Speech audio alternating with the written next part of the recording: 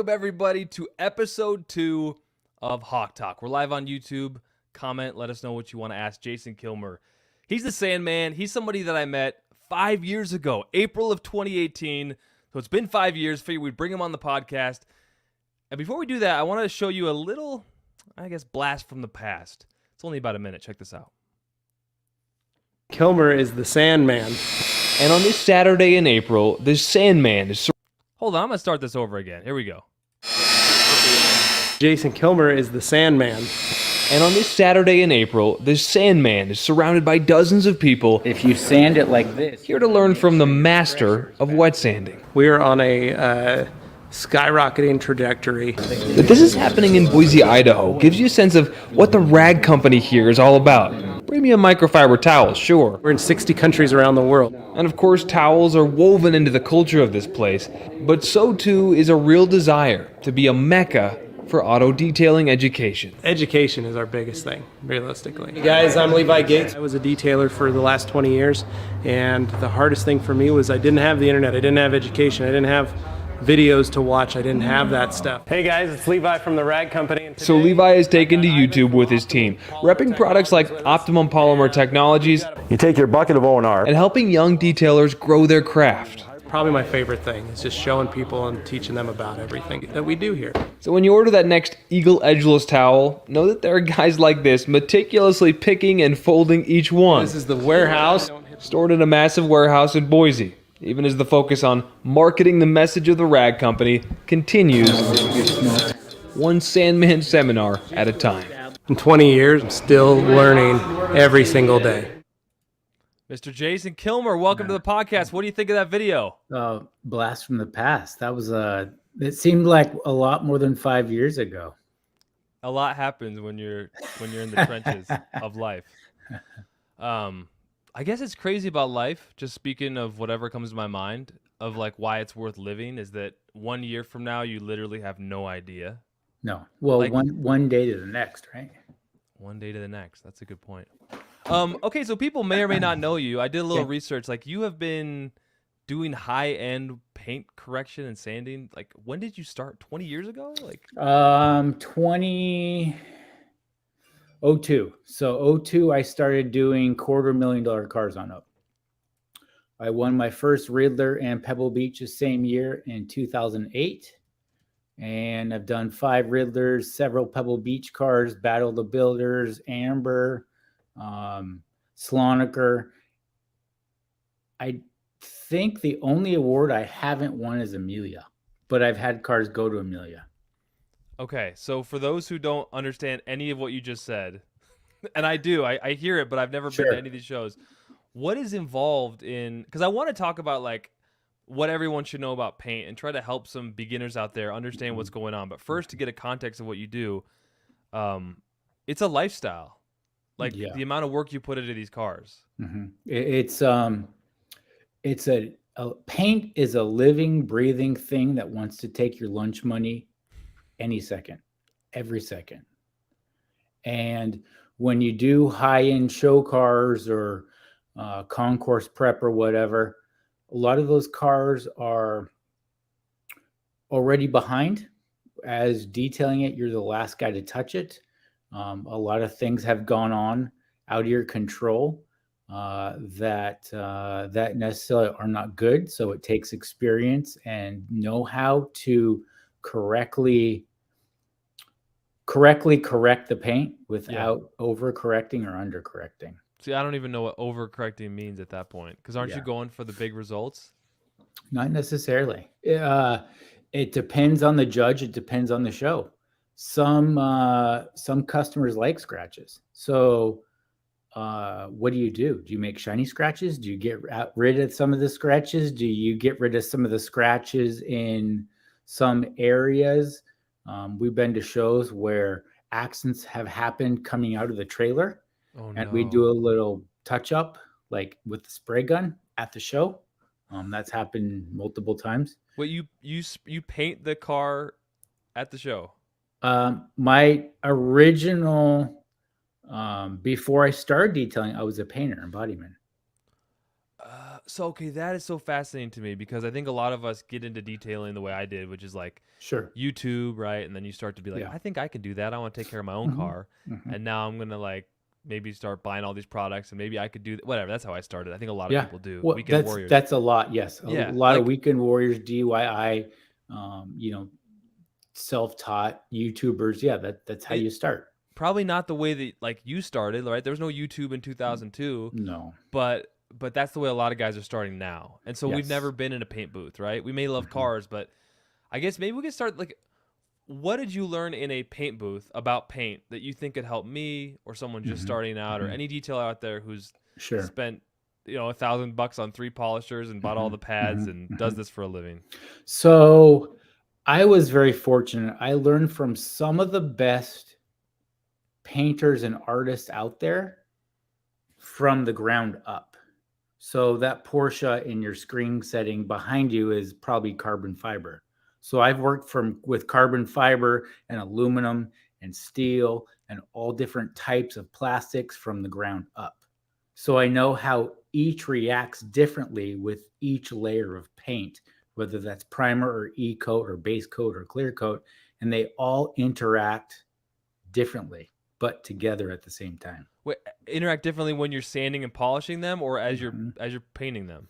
As everything. Everything has, I put 1,000 grit sandpaper to this car and I have no idea what you're talking about. Like I'm telling you, like that's why you're here. Okay. Yeah. Paint. It's as simple as paint is skin. So skin changes from climate. You're in a dry climate. You're in a moisture climate. Your skin changes. So that's why you moisturize it. That's why you take care of it differently. Paint is a lot like that. Paint is like skin. So everything changes it either positively or negatively. Okay. So one thing I noticed when my shop got cold one night is that when I was polishing the paint, and not compounding, I was trying to polish it out and the heat was off. So it was like maybe 40 degrees in the wintertime or something. Sure. I found that, and it was on like a new Toyota, like kind of a dark, maybe kind of a flecked paint, that it would leave these holograms around, or like it would leave these sort of, you know what I mean? Like the polish area from here to here and then down, it would just like leave this little vague hologram. And I was like, why is this doing it? Because it's cold. Like what was happening there? Basically what you were probably doing, depending on the temperature of the polish as you were polishing it, you're basically just shocking the paint. Because it was cold. Because it was cold. And any heat, it doesn't have to be hot to be heat. Just any type of heat, because when we buff, we're introducing heat at a rapid moment. If you were to take your vehicle outside and slowly heat up or slowly cool down, the paint's not shocked. It's a slow rise of or cold of temperature. And everything below it is heating up or cooling down at the same exact time. So paint is a living, breathing entity. Okay, so when we polish paint, like what is happening to it? Like, does it like it? Does it not like it? I don't think it likes any of it, to tell you the truth. It likes to be painted and be left alone. Does it like to be protected? I don't know. I've protected some vehicles where I wish I wouldn't have protected them.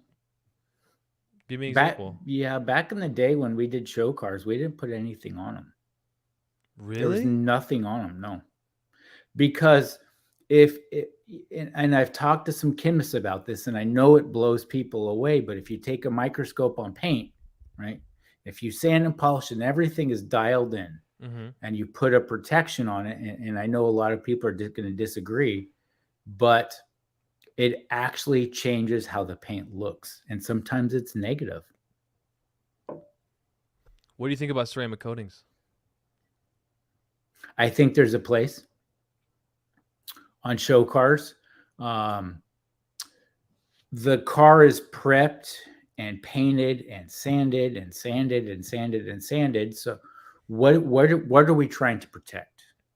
Now, I'm going to be doing a Chevelle next week, prepping it for a show, but it's going to go on a long drive to a car show. So I may put a ceramic coating on it because we'll have to do a rinseless wash, or the customer will, in the parking lot at the hotels. So that may be something that's doable for that vehicle. But when it's indoors at a car show or in a trailer, we call those trailer queens, Yeah. doesn't need any protection. What are you protecting it from? The air? These cars never get dirty. Is it just the appearance then? I mean, to make them look sick? But if you've sanded it and polished it to perfection, why do you need protection? All right, that's a good question. And another question I have is there such thing as perfection on paint? Because if No. there's anyone who's I've never striven seen for it. You've never I've seen never it? seen it. Nope. What's that coffee mug doing over there, by the way? I've seen that in your Driven by Details podcast. Yeah, it was by my buddy Thad in Virginia, and he gave it as a gift.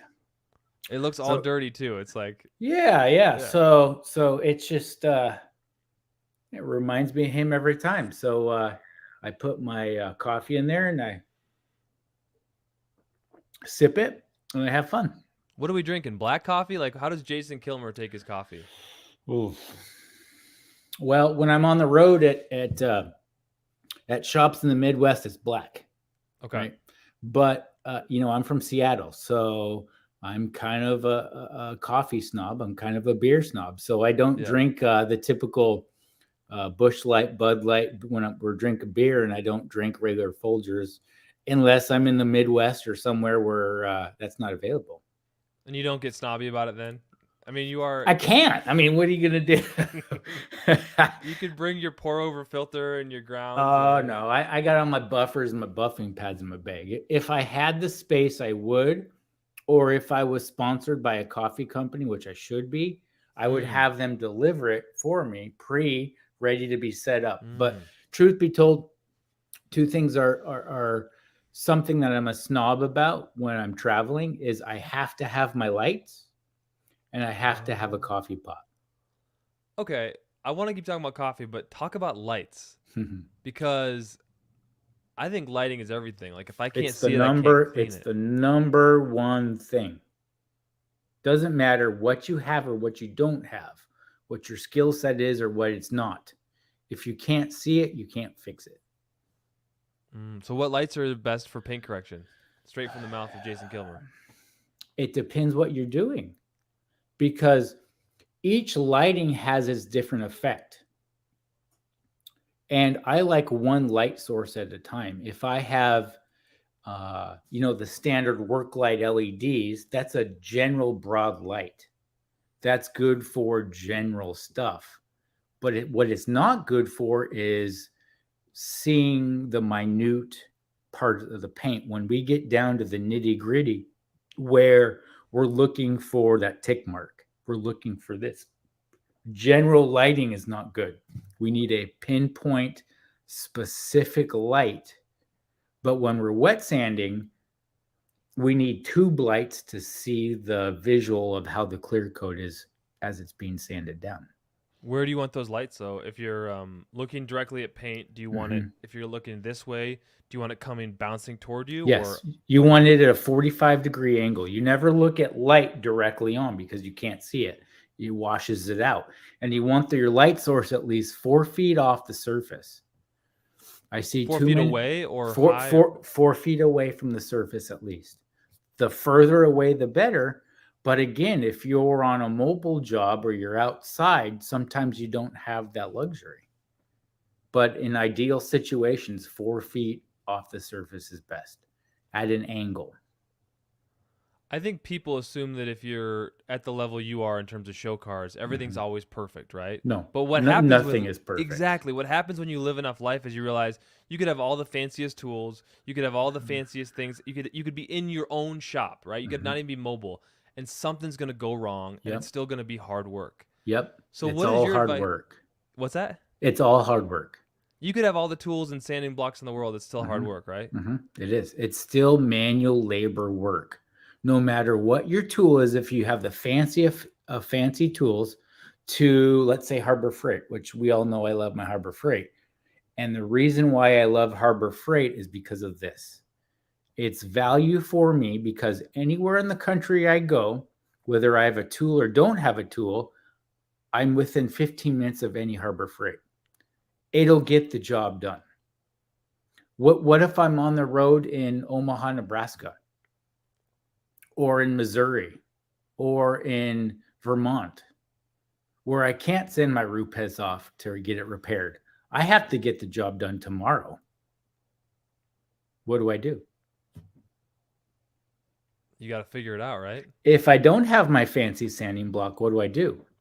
I go to Home Depot, or I go to Lowe's, or I go to Menards, and I buy a piece of aluminum, a piece of wood, a 2x4, a light stand, some lights, and then I make it happen.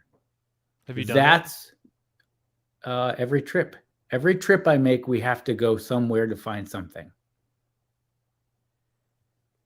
What is it like? I mean, how many hours do you spend on a show car? Like, what is the process involved? It depends. If we're getting down to the nitty gritty just on the paint, and it's already been painted, we're looking at 150 hours on up. Just you? Mm-hmm. What does that involve? Whatever it takes. I've sanded cars in 3 days, and I've sanded cars in 2 years. Really? Mm-hmm. Yeah. I have to go sand a 59 Impala with my friend Tim Strange in the Nashville area, and we have 3 days to do it in. Is that stressful? No. No. I don't get scared. You don't get scared? Mm-mm. I have a healthy fear. We've talked about this. Yeah. But I'm not scared. Because if you're scared, that's when you make mistakes. If you're relaxed and you do your process, whatever that is, you understand the process, you do what you need to do to get the job done,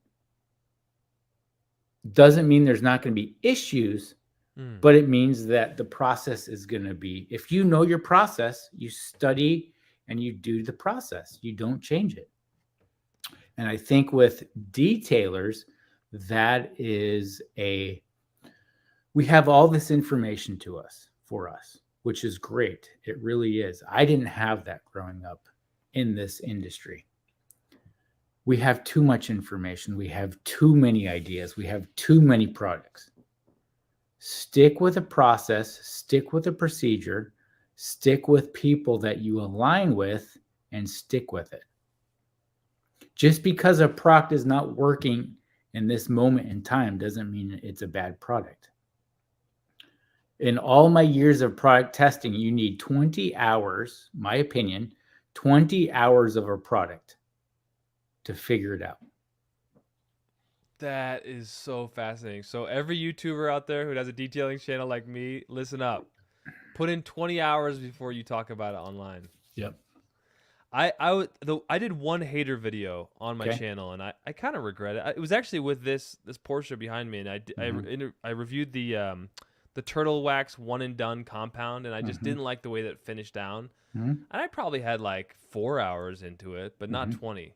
See, I did a commercial for that product. Right, that's why I brought it up. I took out 800 grit scratches, sanded with 800 on my personal truck, and I sent it to Mike, the chemist. And I said, okay, I'm going to be very brutally honest. It cuts great. It's smooth. It's consistent, but it finishes down like garbage. It is what it is. Sorry. Oh, so you don't disagree with me? No, it doesn't finish down well. So, I mean, oh my gosh, that was my one criticism, because it took. I did on the driver's door. I did 1,000 grit scratches, and I did 2 different tests, and I'm like, this got out 1,000 grit sanding marks. Like, I'm impressed, but I just couldn't get the ticks to go, and I tried all the different pads. But you know, my other company, DIY Details, like, you don't have to worry about all these little ticks. Like, you can get a very shiny finish with a yellow pad and your polish.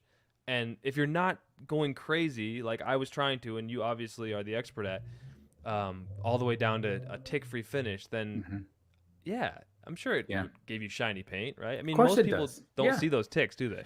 And did you get any dust from the product? It's been a few years. Shoot, I think I might have got a little dusting during compounding. But it was minimal. It wasn't. Yeah, it wasn't bad. Yeah, it was a good compound. They did a good job, and I gave them props for that. but I also gave them some homework to do. So I take my opinion out of things, and I only look at what we're given. What my finish is telling me is what it's telling me.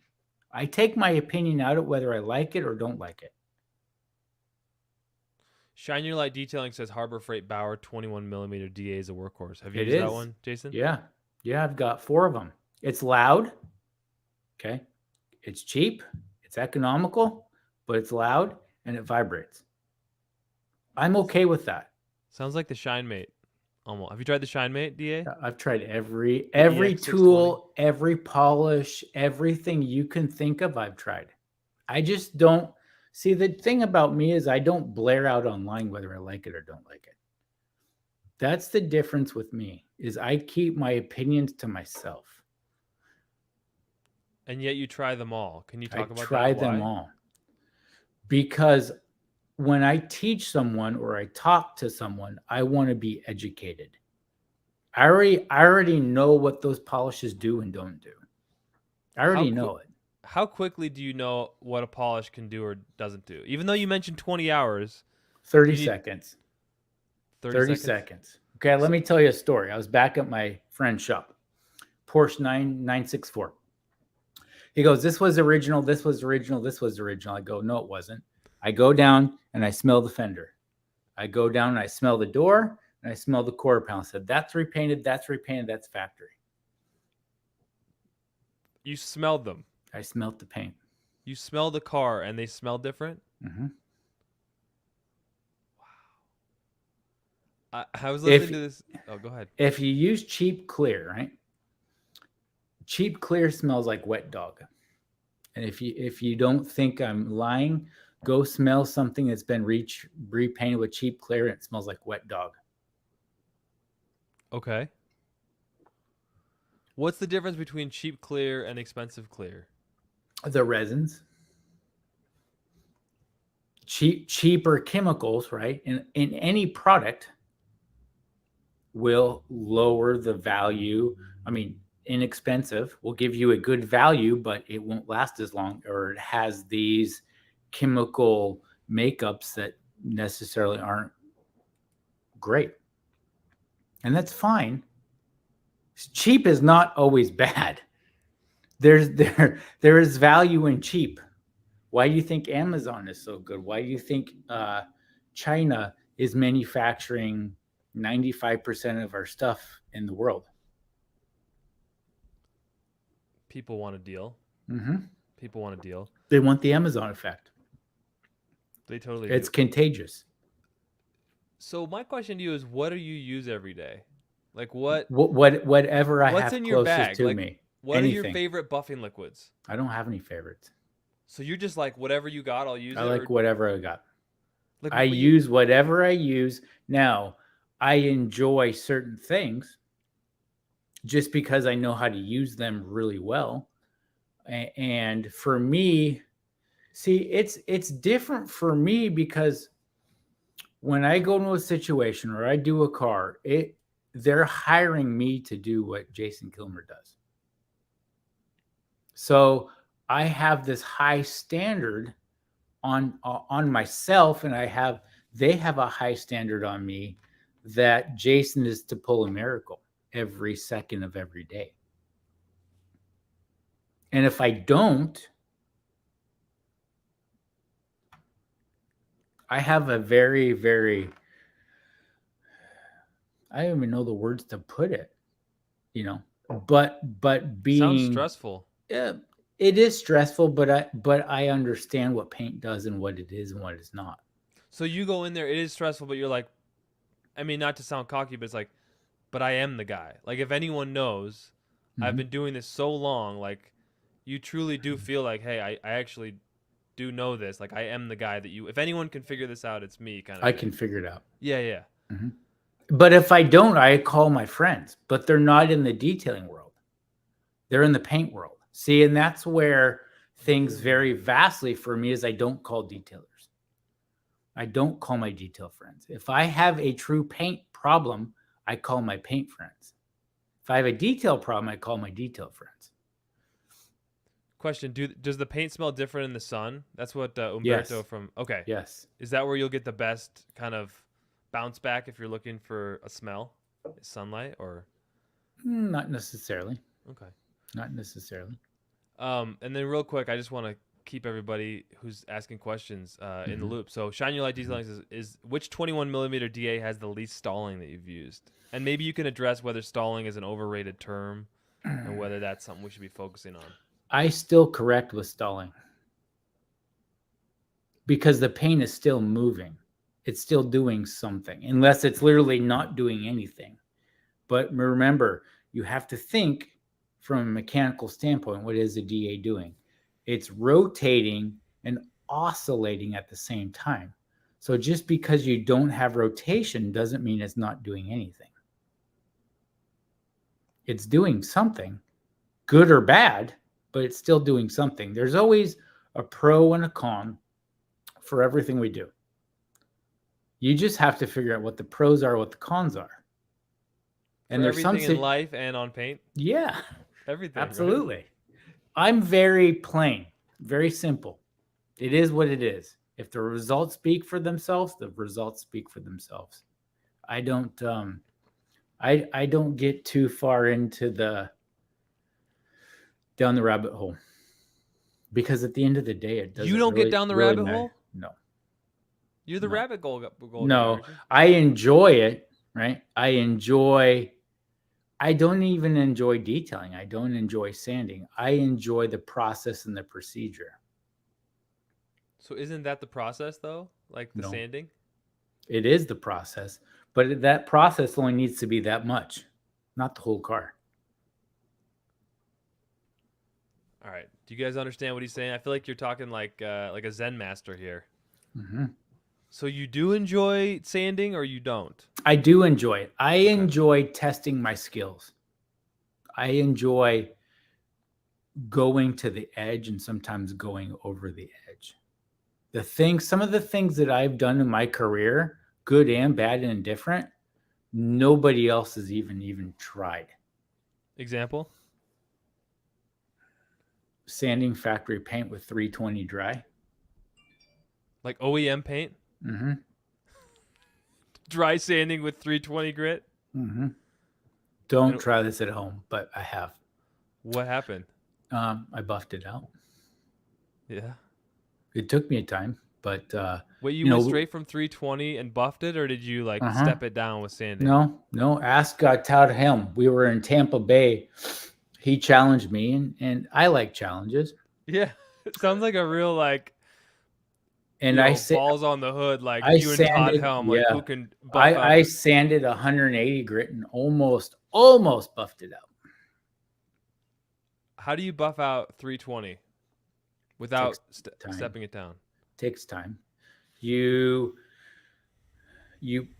polish it, you blow out the pad. You polish it, you blow out the pad. You polish it, you blow out the pad, and slowly you'll get to those scratches. It's going to take you. What polish forever. Or are you going for your heavy duty compound? Doesn't matter. As long as the pad is lubricated and has some form of abrasive in it, it will cut. But aren't you ripping out a ton of clear if you're not being efficient? If you're using a polish instead of a. Remember, it's a slow cut. So you're actually more controlled. So if you use your gold standard spray polish. Have you tried it yet? No, I'm waiting for my order to come. Okay. By the way, folks, I asked Jason on the podcast, like, by the way, I placed an order last week, and all of a sudden, because I have DIY detail as well, and I got nervous. So I was going to ask you maybe offline, like, I just want to make sure it's good, but, No. Hopefully it's coming soon. Yeah. I like everything. I like to support everybody. And I know some people are like, whatever. But the reason why I like to support everybody, because I want everybody to be successful. I love that. There is enough cars. There's enough people. What the key is being really good and knowing what you're doing. If you're really good and you know the process and you know the procedure and you know where you want to go, everything else in between doesn't matter. So how do you teach people, because you have Gloss University, right? Mhm. Which is sort of your detailing and paint correction. What is Gloss University? Maybe we start there. So Gloss University is a combination of detailing and body shop all into one. It doesn't revolve around one product or one person. It revolves around 2 or 3 different industries. And the key is understanding yourself and understanding the cars and being the best you can be at that moment in time. Because like I picture you and Aaron Noxie in the same room, like just being like a truly valuable training experience. But I assume I'm Yeah. going to go in there. You're going to teach me how to sand and buff. Is it Sure. more than that?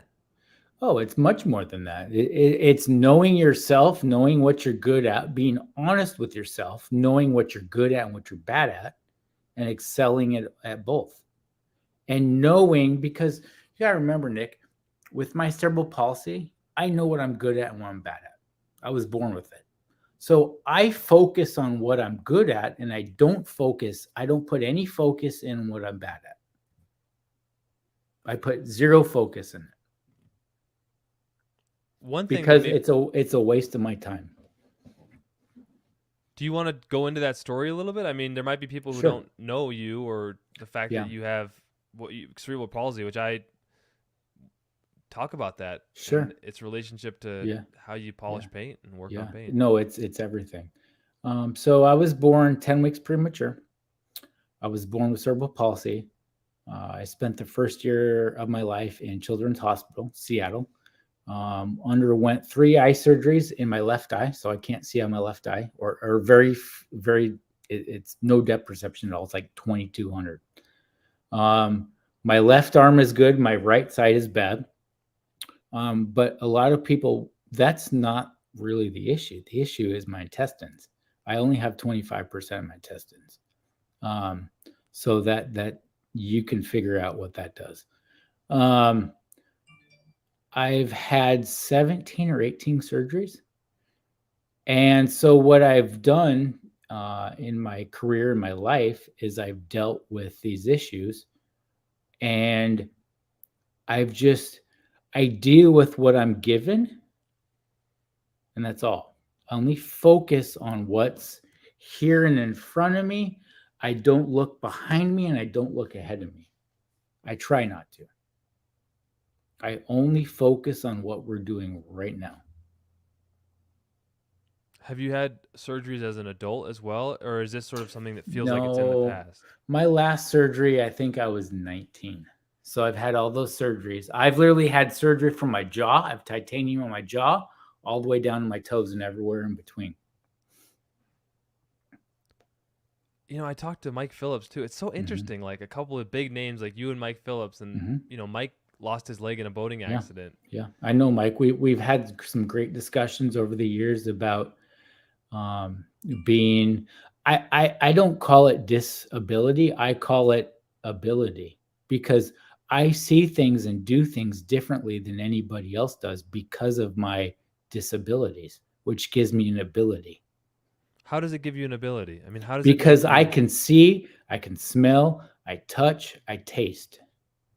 Where you don't even think about that. I have to, because I don't have regular senses. My senses are all messed up. So I use a very small portion, but I use it to the maximum ability. So which you're makes aware of them more than we absolutely just take I them all am. for granted. Absolutely I am. When we had earthquakes when I was younger, I felt shakes in the ground before the earthquakes even happened. That's incredible. So how does that then translate to how you see paint? You tell me. Think about that for 2 seconds, and then you tell me. Well, I like to think what made me a decent detailer early on is I have the hawk eye, right? That's how I came up with the name, is like, you know, we see defects in paint like a hawk sees its prey. Like, I don't think everybody sees, and it can be a blessing and a curse, but it sounds like you see a lot. I see a lot. Yep. You see a lot. Let's talk about that. What painters and detailers and polishers see, because Ivan, my man, my business partner, my good friend, he's trying to teach detailers to become entrepreneurs. He's Sure. not trying to teach them to become you, because you are a very unique human. Like 150 hours on paint is not what most people are ever going to do, even if they aspire to it, which I once did. Yeah. It's just not efficient for most people unless you're getting paid and being you and all that. Yeah. But so how would you advise people to see interiors of cars or paint? Like, where does one stop as a detailer? Well, you never stop, right? It depends on what you're going for. You know, if you look at it from a business aspect, see, I met Ivan years and years and years ago, and I know exactly where it was, and I'll tell you. Okay.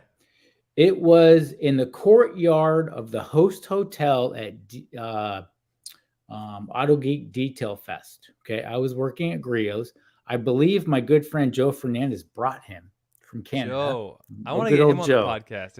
I feel like the young kids don't know about the OGs, so I'm trying to bridge the gap. Yeah. So we met, and Ivan, and I knew Ivan briefly through his years at working with Optima. And I was like, okay. So I put my feelings aside, you know, rinseless wash and all this. I'm like, okay. Even though I use rinseless wash on the show cars. And, you know, within 5 minutes, I knew that whether I agreed with him or didn't agree with him, he was a very smart businessman. And he did what he needed to do to get the job done.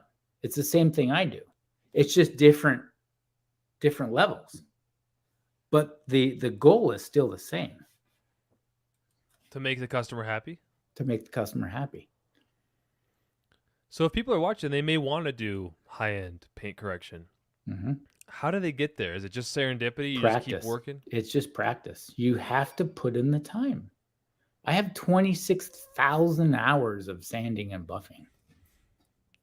If you figure it out through the years. And I've sanded more since the pandemic than I have my entire career before that. How come?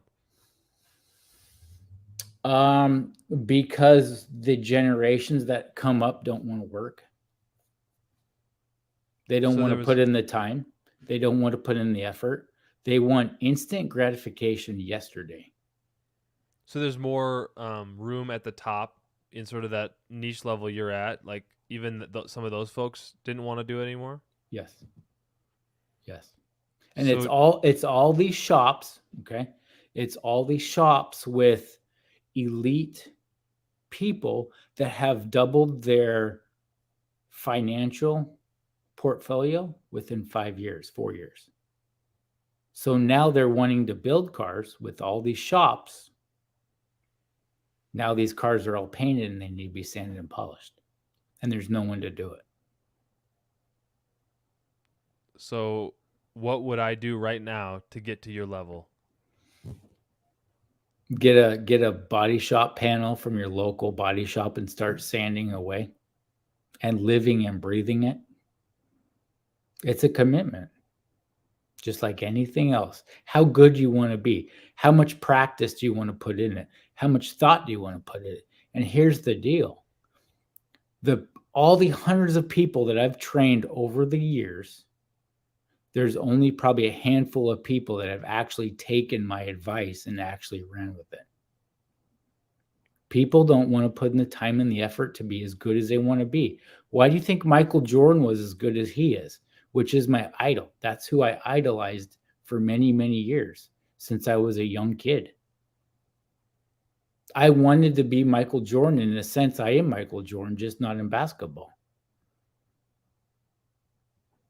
Sounds like you have a healthy sense of who you are and belief in yourself. And yeah, I know who I am, what I'm not, and I only focus on that. I don't focus about everything else around me. Now that doesn't mean I don't know what's going on. I do. But what good does it do me if I get on a Facebook group and just bash someone? That has to be a phase in your career as a detailer, right? And then you move past it. Not really, it doesn't have to be, but I think some of the keyboard warriors eventually simmer down and go away. Well, look at the keyboard warriors and world in general. Look at our world in general. How much of it really matters and how much of it doesn't matter? regardless of where you're at in this grand scheme of things, what you do in your four walls and what they do in their big four walls, we have no, just focus on what you're doing. Have the control you have the control on, and understand that there's many things we don't have control in, right? Like OEM paint now, right? We have no control. It's garbage, right? But know where it's coming from. Know the source. There's many things involved in that we have no control over. We can bash all the OEMs we want for putting out garbage. Okay, they put out garbage, right? But what are the constraints that they're under? What are the constraints that the paint manufacturers are under? Because we couldn't get clear coat for 6 months because the main plant burnt down in Ohio and they couldn't produce it. And all the raw materials come from one source. When was that? I don't know. A year ago. A year ago. Something So let's like talk that. about OEM paint. Mhm. Do you want people to be sanding on OEM paint, or is everything you do for show cars? Not now. It's the paint is less, right? Because it's money. The less the material, the less the drying process, the more money is for OEM. Wait, say OEM that is again? literally wait. So start again. And Yes. OEM stands for, sorry, I like to dumb things down. And not to say- Original equipment manufacturer. Okay. And then we were talking about the reasons, less of it and cost. Can you start again on that? Sure. So first of all, material cost, right? Less material, less cost. And then also what a lot of detailers don't understand is the bake cycle, right? They go through a bake cycle. The typical plant spends hundreds of thousands of dollars every month, if not millions, running this bake cycle to bake the clear coat to move it on the process. They're literally waiting for paint to dry before they can assemble the rest of the vehicle. It's the slowest part of the process. For the letting the clear coat. The whole painting process. Okay. From the time it's raw, whether it's aluminum, steel, or whatever the substrate is, to the end of the line where they can start assembling the car again, it's pretty much the slowest process. They're literally waiting for paint to dry. And obviously time is money. Time is money. So go figure that out. And now that you have all these manufacturers and everybody have raw materials and resins and all this, right? It's a worldwide pandemic in itself. So what if company A and company B can't get this material or this resin or this something that they need? What do? You have to figure it out.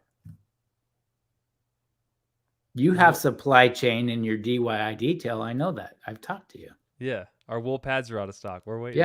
Yeah. So is everybody else. So what do? It's the same thing I just said earlier.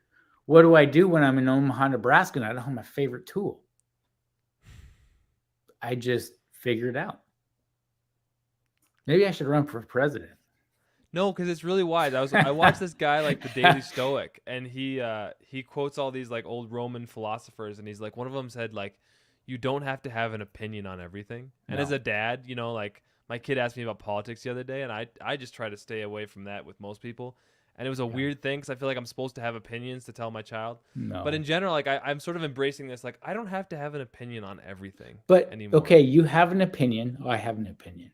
Whether they align or not, does it really matter? Not really. My opinion honestly doesn't matter. What matters to me is the facts. And the paint tells me a story. Yes. It's good or bad. Yes. It's my job to figure it out. Now, whether that means me actually figuring it out or calling someone that I trust and I value to help me figure it out.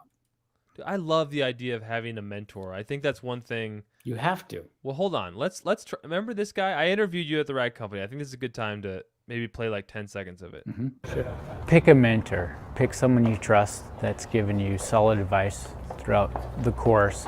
I see too many younger guys getting started asking too many different opinions. You're going to get 10 different opinions, 10 different answers.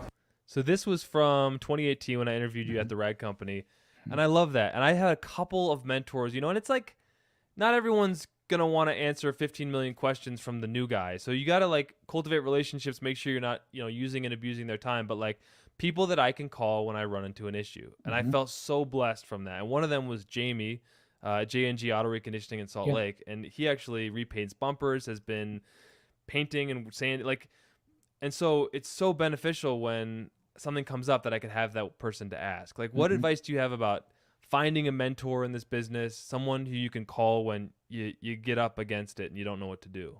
Well, it's someone that you align with, right? You have to align with them in some form or fashion. It's not like if you're a Democrat and I'm a Republican or whatever, I'm not going to call you for advice because we're on different levels or different spectrums. So that's first and foremost. Someone that you jive with, someone that you align with, whether you're sassy or not sassy, I don't know. It's just someone that you just get along with. That's first and foremost. And second of all, are they feeding you a line of garbage or they're actually legitimately trying to help you? And that's so cool that you want people to succeed. And sure. Why Ivan not? wants people to succeed. And Fred, from Glovebox wants people to succeed. Like genuinely, it seems like there's room for everybody, like a rising tide lifts all boats. Fred from Glovebox asked something else earlier too. So what was the most rewarding show win for Jason Killmer?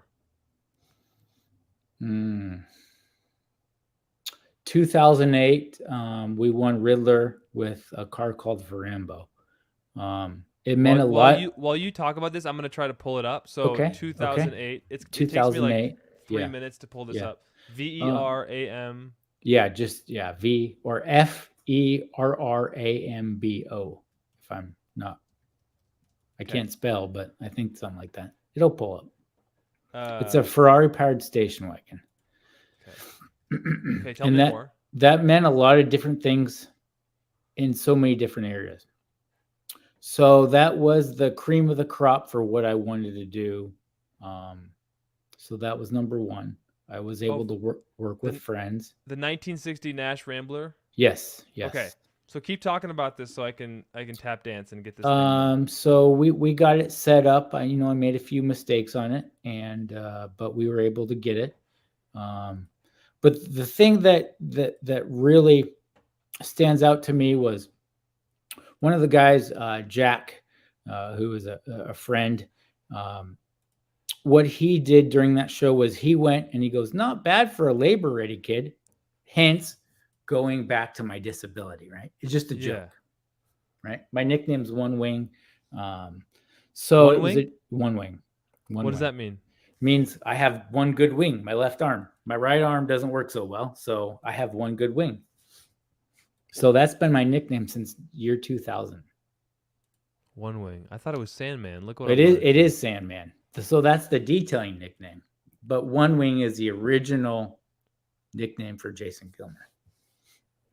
So after so I pulled it up. Is this it? Yep, that's it. All right. So after this, he said that. Tell me what I'm even looking at here. Okay, so that is a custom built car.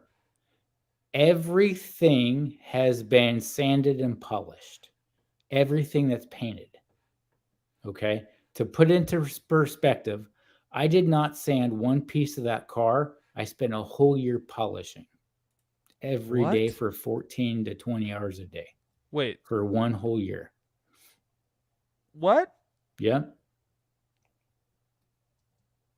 I had no idea. So, what are some random things that people would never think you'd polish? Every bolt, every nut, inside every crook, nook, and cranny in the engine. They spent 2 months deburring the engine and the transmission and all the components.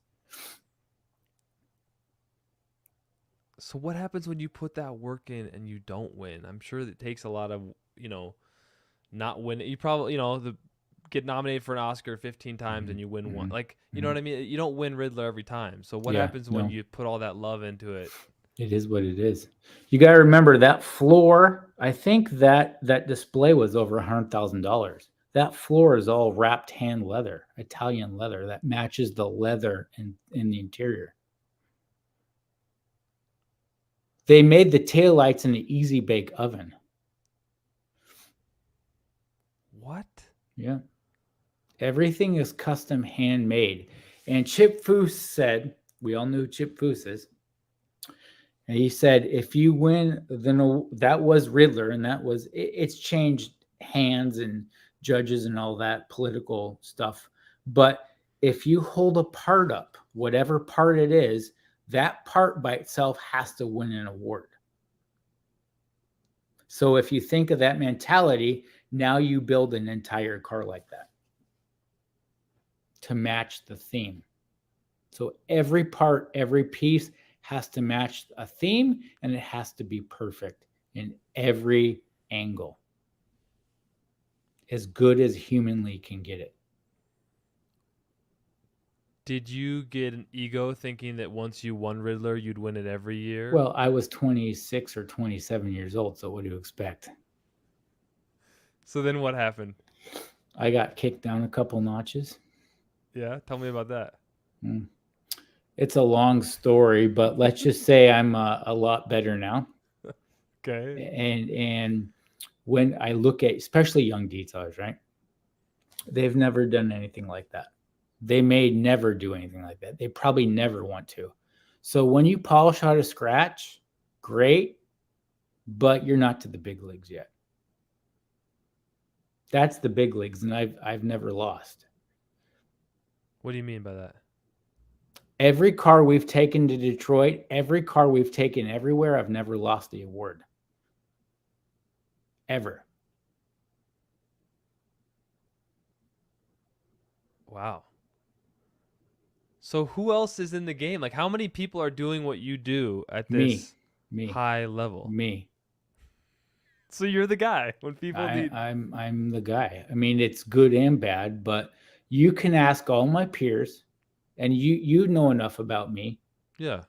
Has anybody ever said bad about me or talked garbage about me? They say you're not very good at sanding. That's the only thing. Yeah, probably not. And I'm not. I got a long ways to go. Yeah. But it's having an attitude of gratitude, knowing how good I am or how good I'm not, and doing the best I can do. And that's all attitude.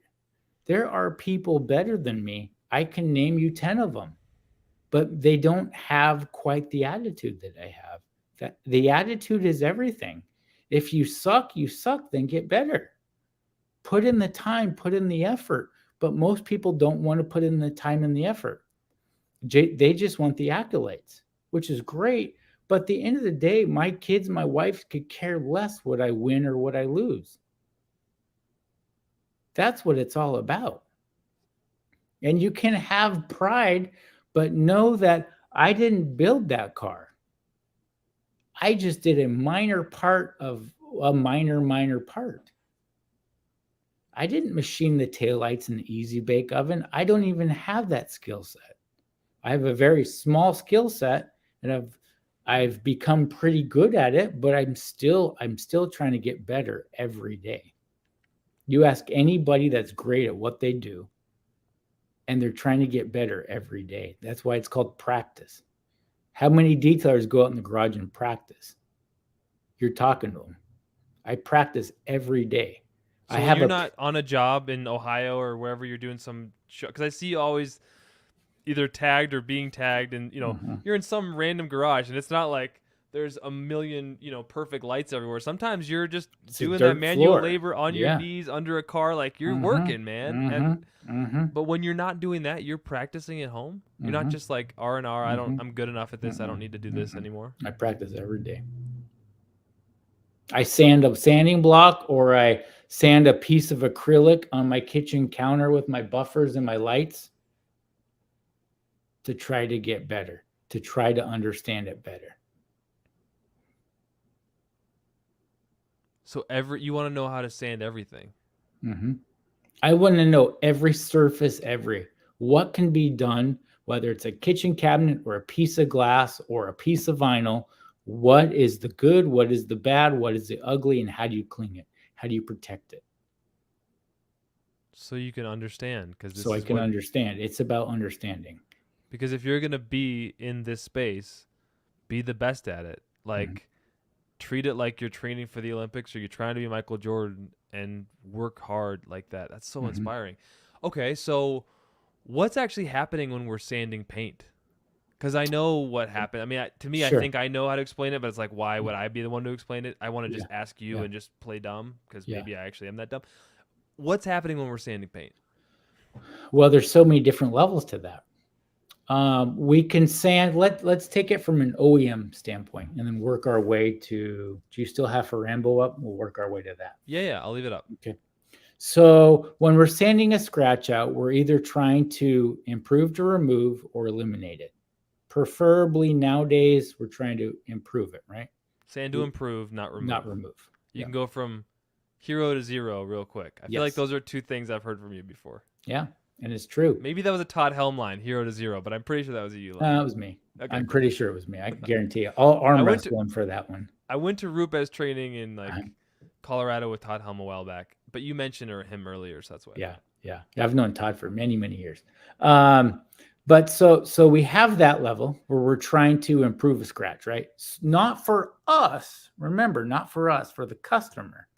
Wow, that looks great. Thank you so much. Or we look at Farambo and we try to make it as perfect as possible. So every angle, every nook, every cranny looks like a painted mirror. Not a piece of glass, because glass is not straight. If you look at the mirror in your vanity in your bathroom and you look at every direction, your face never changes. That's the idea we want on a car like that. Not glass, Mm-hmm. mirror. A mirror. It's different. Look at a piece of glass and look at the variables and the inconsistencies in glass, but look at a mirror, it's perfect.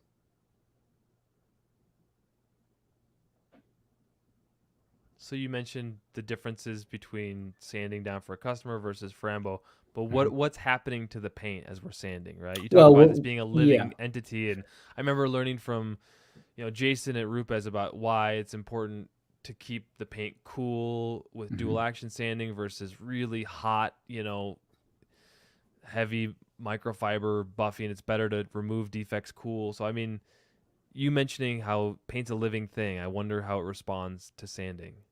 Well, sanding is cool. Sanding is slow, whether it's a DA or by hand. And so it's a very methodical method of removing a defect or moving paint. Once we introduce buffing, whether machine you use, you still have control at some degree of how much heat or how much paint you're removing by the movement of how fast your arms are or how much pressure you're using.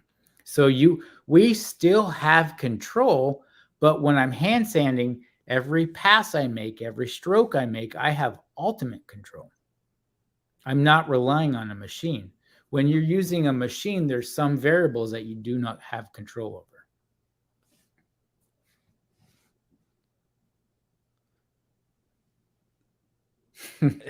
You're so nuanced in the way you explain it. You don't want to package it in a way that leaves anything out. So you don't want to sand OEM paint anymore. So when we selling, we have to be very careful because the paint is getting less and less and less and less, and it will continue to get less and less. It's possible that it's going to get more less and less. Possibly, depending. I mean, look at our world. Look at our political situation. Look at oil. Look at petroleum. Everything has petroleum in it somewhere, some form, some fashion. Just think about that for 2 seconds. And then what's the link between petroleum and the width of clear coat? Oh, I'm sure there's some petroleum in clear coat somewhere. So I don't know where. I'm not that smart, but I know it's there somewhere. There's petroleum in everything. And if they can save money, they'll keep reducing the clear coat. So, and I know you and Ivan have different philosophies that you teach, Ivan LaCroix, about paint correction and polishing. But again, you're going for Riddler, and Ivan's like Detailers Business Academy is like, I want to make you a profitable detailer, right? Exactly. So And they're not wrong. They're not opposing no, each they're other. not They're just wrong. different. And we can agree on that. And I do agree with him with a lot of things that he teaches because it creates value and creates money. You know, when you do a car in 20 minutes, you're making way more money than I am sanding, you know, a $2 million car. I lost money on that car. I didn't make money on that car. I lost money. No, how does that figure? Because the time it took to drive up there, what people don't understand is I drove 4 hours every way back and forth to do that car every day. You drove 8 hours a day to do that car? About 4 hours with traffic. Okay, so 2 hours each way? 2 to 3 hours, depending on traffic, every day. Just to do that car? Mm-hmm. See, people don't know my level of passion and my level that I go at. They just see me on the internet or a picture of that. They don't know what exactly I've endured or what I've done to do the things I've done. So why do you do that? Like, what is your why? It's a long story, but I'll go back to 3rd grade. So being with cerebral palsy, people said I couldn't do things my entire life. And I said I could do it. I just had to do it differently. But the culmination of that was in 3rd grade. We were playing baseball. I wanted to play baseball. And my dad, which I was adopted, my dad said, Jason, I love you, son, but I don't think you should play baseball. And he was trying to protect me. I understand that. And I said, no, I love you, Dad. I agree with you, but I disagree. And I'm going to do it anyways. And I did it. Now, did it look differently than everybody else? Yeah. Was I even good at it? Maybe, maybe not. But I tried it and I did it and I succeeded. So your level of succeed versus non-succeed is not what the world sees. And that's the problem with social media is it's all fake. It's all phony. And you're trying to reach for something that's not even true. All what matters is what you're doing, what your family's doing, whatever close people you have to you say about you. The rest of it doesn't matter. So my level of succeeding was I attempted it, I tried it, and I was better than I was the day before. So the drive you have goes back to something internal, which is people say that because of cerebral palsy, you're not worthy. Be able. Mm-hmm. You're not worthy. Mm-hmm. Mm-hmm. Look at me now. It's so interesting. I did like an Enneagram test, and I'm like a type 3, which is the achiever type, right? I've been an achiever my whole life, and the achiever types achieve like amazing levels of success. Yeah. Because we believe deep down that if we're not successful, no one would love us for who we are. It's a weird place to be, but it's like presidents and politicians are type 3. It doesn't mean you're a bad person. It's just there's like 8 different types of Enneagrams. I'm like a thinker like this, and I just looked into it, and everyone's got a different Enneagram. But for me, it was like, if I don't achieve, what am I to anybody? And it's not a bad thing. It's just that's the way that I'm wired, you know. It drives a lot of like the world needs type 3s, right? And the world needs everybody. That's how the way the world works, whether it's good, bad, or indifferent. It's just you have to be comfortable. At the end of the day, this is what truly matters. When you die, how many people are going to be at your funeral and how many people have good things to say about you? Because I know billionaires that have no friends. I personally know billionaires that have no friends. So at the end of the day, what good is that? It's zero. Doesn't matter if you have zero in your bank account when you die or you have $10 billion. If people don't like you in general, now opinions are different. I understand that. But if people don't like you in general, what good was your life? If you didn't do things that you wanted to do, or you tried to make a solid impact on everyone around you, including the person at the gas pump or the grocery store, how hard is it to put a smile on someone's face? You can make anybody's day at any time, whether your day is bad or indifferent. But a lot of times, if you put yourself behind everybody, say you're having a bad day, right? You just burnt through paint. You go to the grocery store and you say, hey, ma'am, how's your day going? How's your day going, sir? Yeah, I'm having a bad day. You know what? I'm having a bad day too. I'm going to say a prayer for you. I'm going to move on. You impactedly, right in those 2 seconds, just put a solid impact on that person. And now by doing that, by you having a bad day, you change the course of your day by saying that. 100%. Is faith a part of your life? You mentioned a prayer. Absolutely. Absolutely. Your whole life, or when did you? My whole entire life. My biological mother wanted to abort me. If that came true and I was aborted and I wasn't here, we wouldn't have this conversation. We wouldn't be here. I was 10 weeks premature. The doctor wanted to shut the machines off on me. And my caseworker at the time said, I understand it. I understand where you're coming from, but let the machine stay on for 1 week. 1 week. That's all I ask. I think this is a mistake, Mr. Gardenhire. He goes, it may be, but do it as I ask. What if he didn't say that? We wouldn't be talking. I wouldn't be able to do the things I've been able to do. So my whole life and my whole focus is to A, not be a jerk. Okay. Right? and B, trying to help people out. That's the most simplest things you can do in life. It doesn't take any effort to put a smile on someone's face. Not at all. No effort at all.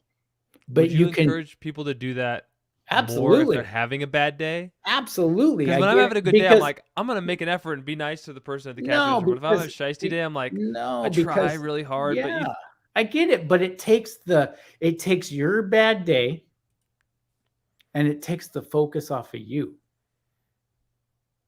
Because that's the whole thing. Me, I, me.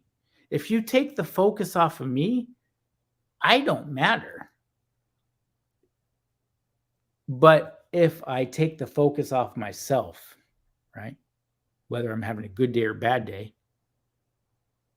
and okay, we won with Farambo. Great. Yeah, Fred said The Riddler is the craziest show there is. Well, it used to be. That's another discussion. But anyway, Fred said my 3 times I detail for that show, we came in the grade 8. Is that good? That's awesome. Great job, Fred. Congratulations. Okay. Sorry. But if I take the focus off of me, right? And that doesn't mean I have bad days. I have bad days all the time, right? But if I try to take the focus off of me and try to focus on somebody else, it makes my bad day less because I'm trying to put something positive in somebody else. Okay. Who cares if you have a tick mark? Who cares if you have a swirl, right? If it's a lot of them, then we need to go back to square one. But at the end of the day, does it really matter? That's what I'm saying is like, so Ivan and I start this business DIY detail, and all of a sudden we're in Omaha, a lot where we're headquartered at, and we're shooting videos for like a week and a half at a time. And I'm finally seeing through just repetition, polishing on cars, what is acceptable, right? You mentioned shiny scratches, right? We're trying to teach like people like my dad to polish, right? Something like anyone could pick up a palm sander, a waffle pad, gold standard polish, and make a car shiny, remove some oxidation, right? Like not Riddler level, just like could we get someone to that basic step, right? And then it goes down the rabbit hole a little bit more to deliver as a pro and everything. But like essentially to understand what is acceptable changed my whole perception, because I basically was a self-taught guy like most people. I went to a couple trainings, but mostly like I'm just in my own critical mind overly thinking like I can't have these 3 tick marks on like a 2x2 section. Yeah. Nobody will ever see the tick marks. Who was I trying to impress? Well, maybe, but at the end of the day, does it really matter? And that's what you have to become okay with or not okay with. And there's some people that I worked with that are more picky than me. No way. Oh, yeah. But at the end of the day, doesn't matter. Where it matters is those people. I like to work with people, and Elon has said this, and multiple billionaires have. You hang out with people that are better than you because it makes you better at the end of the day, whatever you're doing. I don't want to hang out with someone less than I am or not. I mean, if I'm trying to get better, okay, I feel better about myself, great, but I'm still at 0.0. I'm still not better. If you want to get better, you hang out with people that are better than you to make you better. You don't hang out with people that are less. You hang out with people with better. So how does that affect then? You want to detail at the highest level, but like you choose clients based on that, or you mentioned I choose what I want to choose when I want to choose it. I'm at that level now, and I don't really do a lot of detailing. I really don't. I do detail for 1 or 2 customers in my state, in my area, and that's it. Most of my details are traveling or helping people out.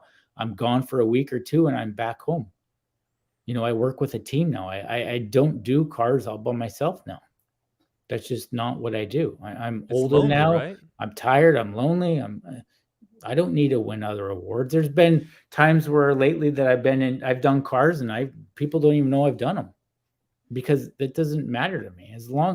All that matters right now is if the money clears in my checking account.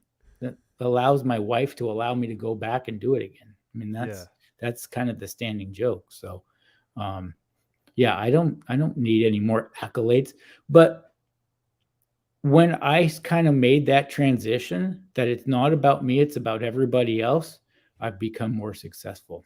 More opportunities have opened up. What led to that change in how you viewed things? Because I think Knowing, naturally we're all self-interested, and it takes a yeah, lot of me to yeah, achieve at a high level, right? But we all kind of grow up, years. and It's years of doing like for Rambo when thought I was King Kong and I really wasn't. But it takes time. It takes effort. It takes practice, right?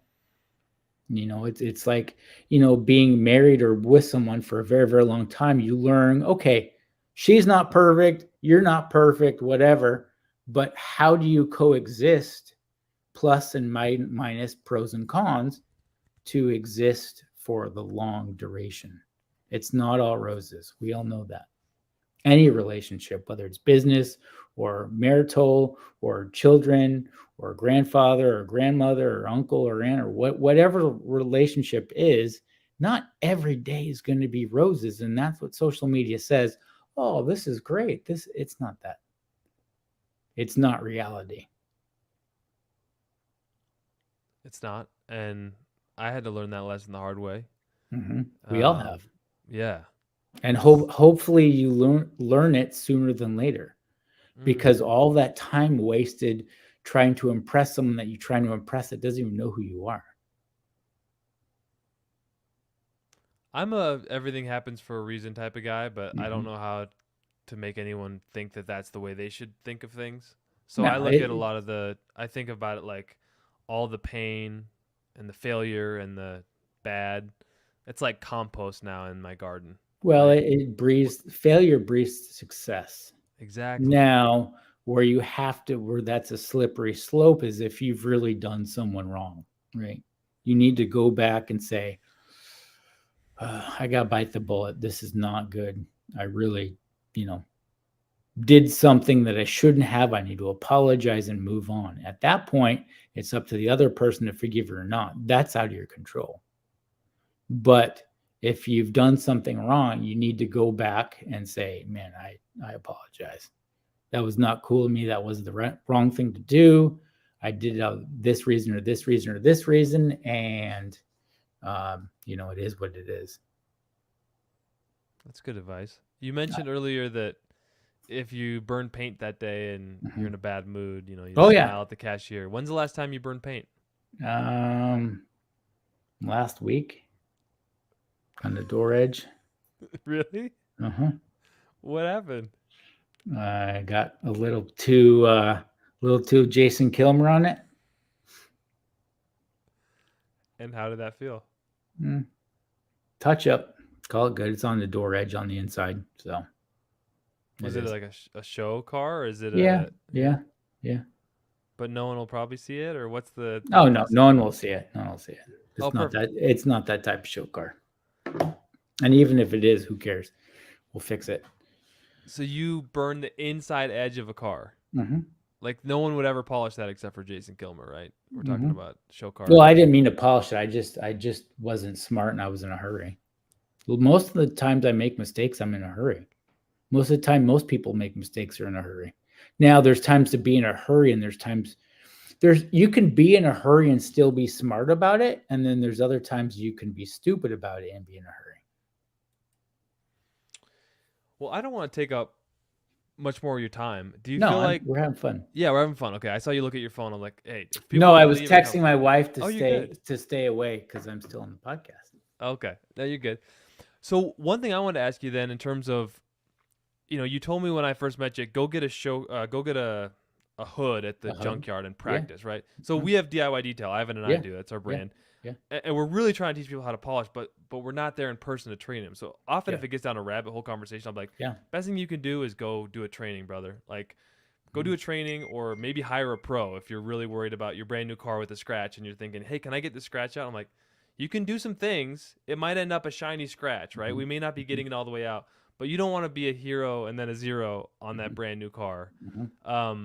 So what do you advise for people who just, like, where do they start? Like, what polisher do I buy? Like, how do I think about polishing paint? Like, when you're teaching someone at Gloss University, how do you kind of help them frame, what am I doing to paint? How do I start?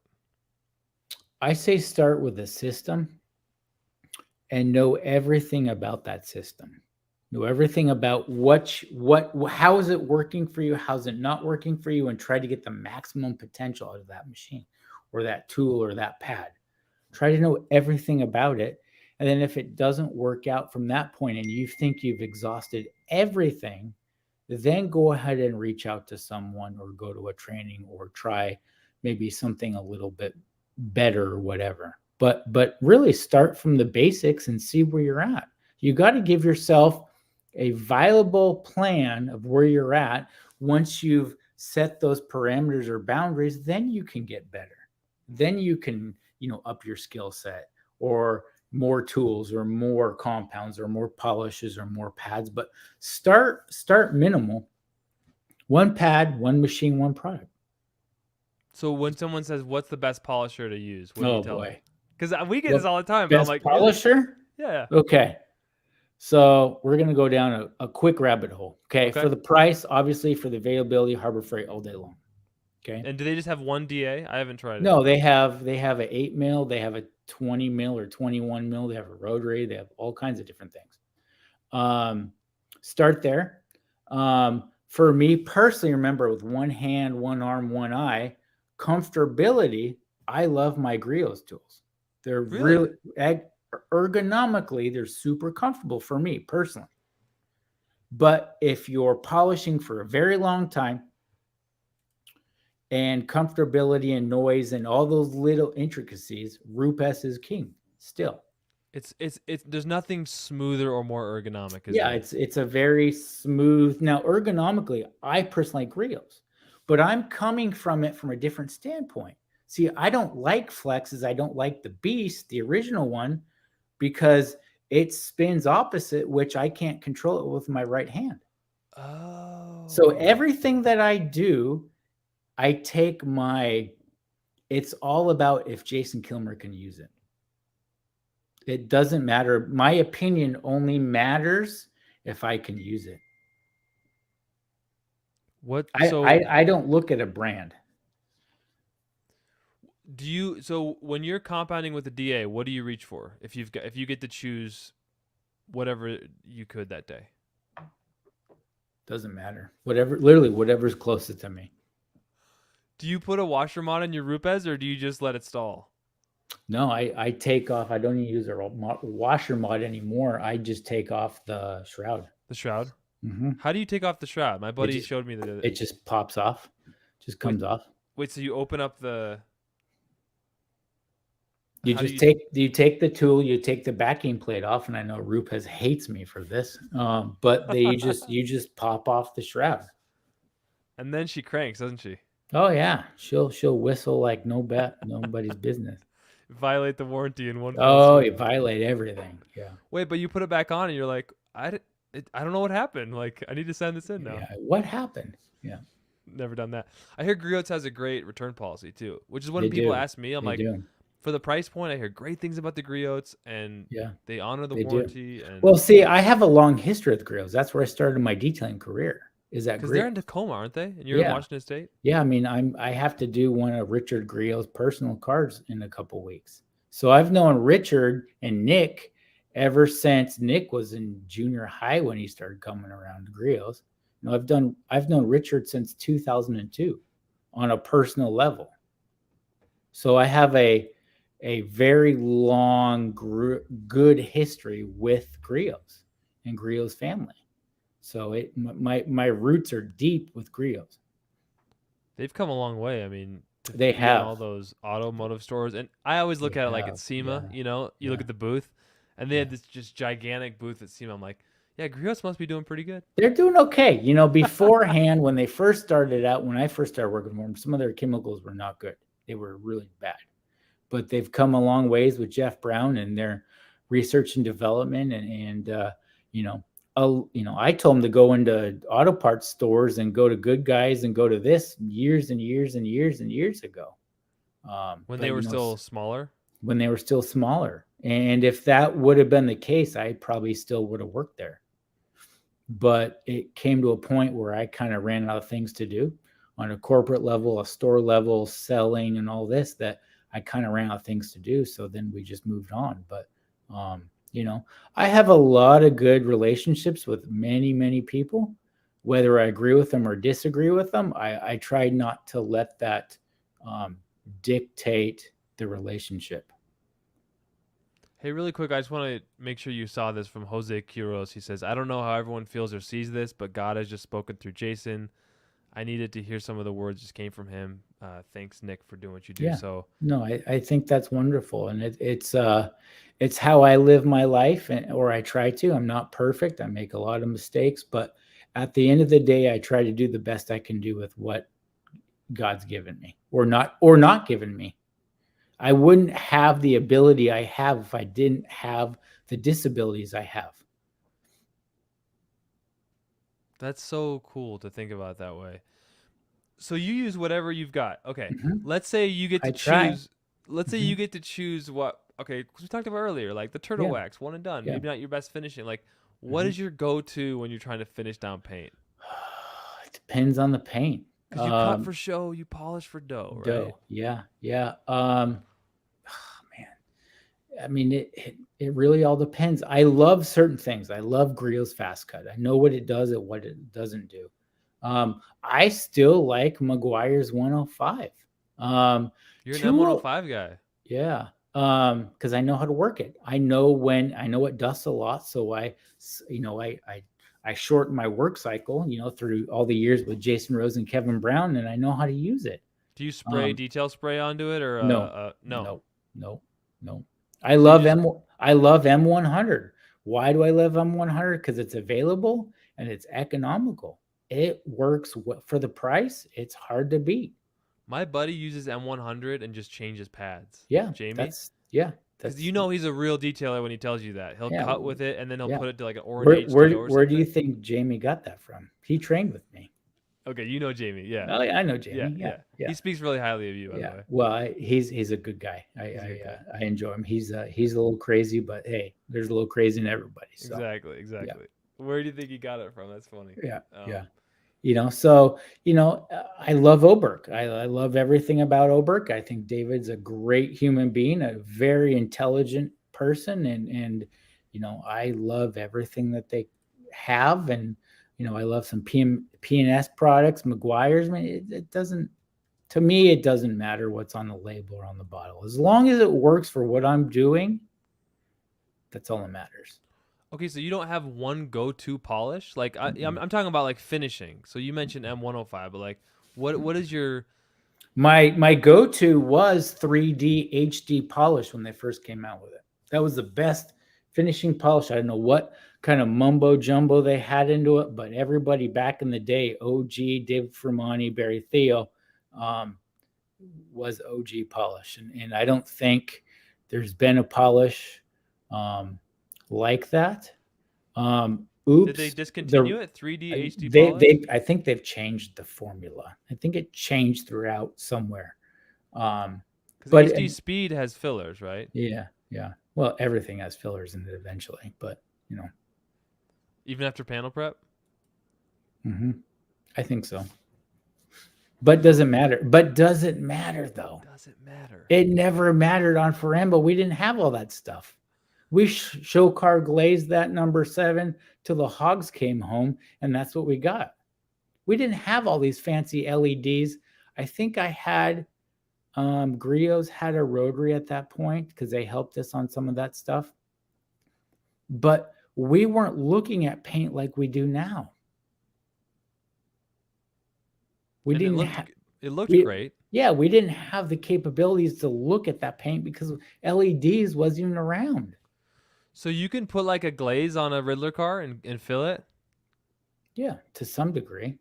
It depends what you're trying to feel though. And that's the end all be all, and that's where the education and know-how come in. Your idea of filling and my idea of filling is completely different. I don't even know what filling really even looks like. I just know that it maybe like makes the scratch look less apparent. Yeah, that's fine. Unless you're not coating a car, does it really matter? Okay, but you're gonna go polish. You're gonna compound and polish black GM paint, and you can bring any polish you want. What are you gonna bring today? Anything that works with a rotary, because I'll probably finish down with a rotary. Ivan, are you on this chat? Ivan always talks about finishing down with a rotary. Keep going, Jason. With a small pad. My friend Guy DeVivo at Griot said, "Hey, use the Griots.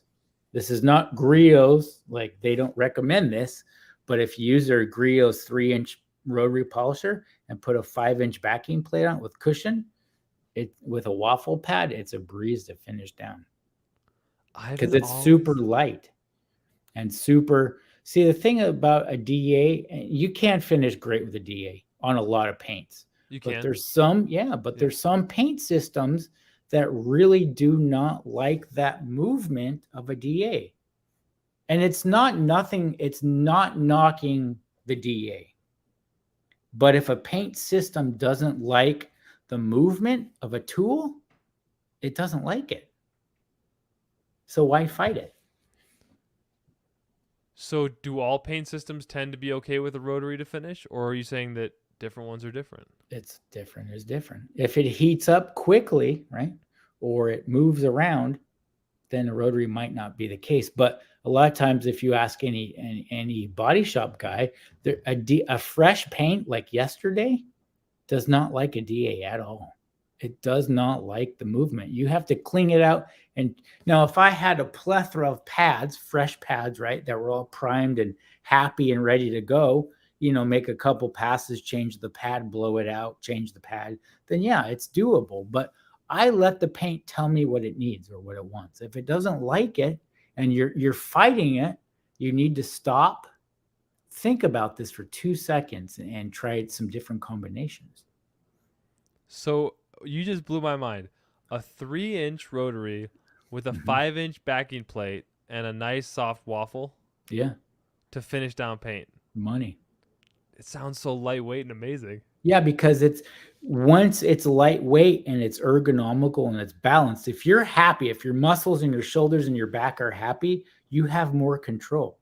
At the end of the day, it doesn't matter what machine you're using. If you have control, your cutting and finishing ability is going to be way better.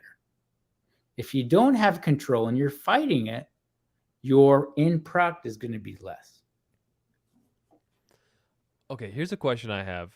Why is it that when I get the defects out on 2 panels, like let's say it's the passenger side, right? The front and back doors.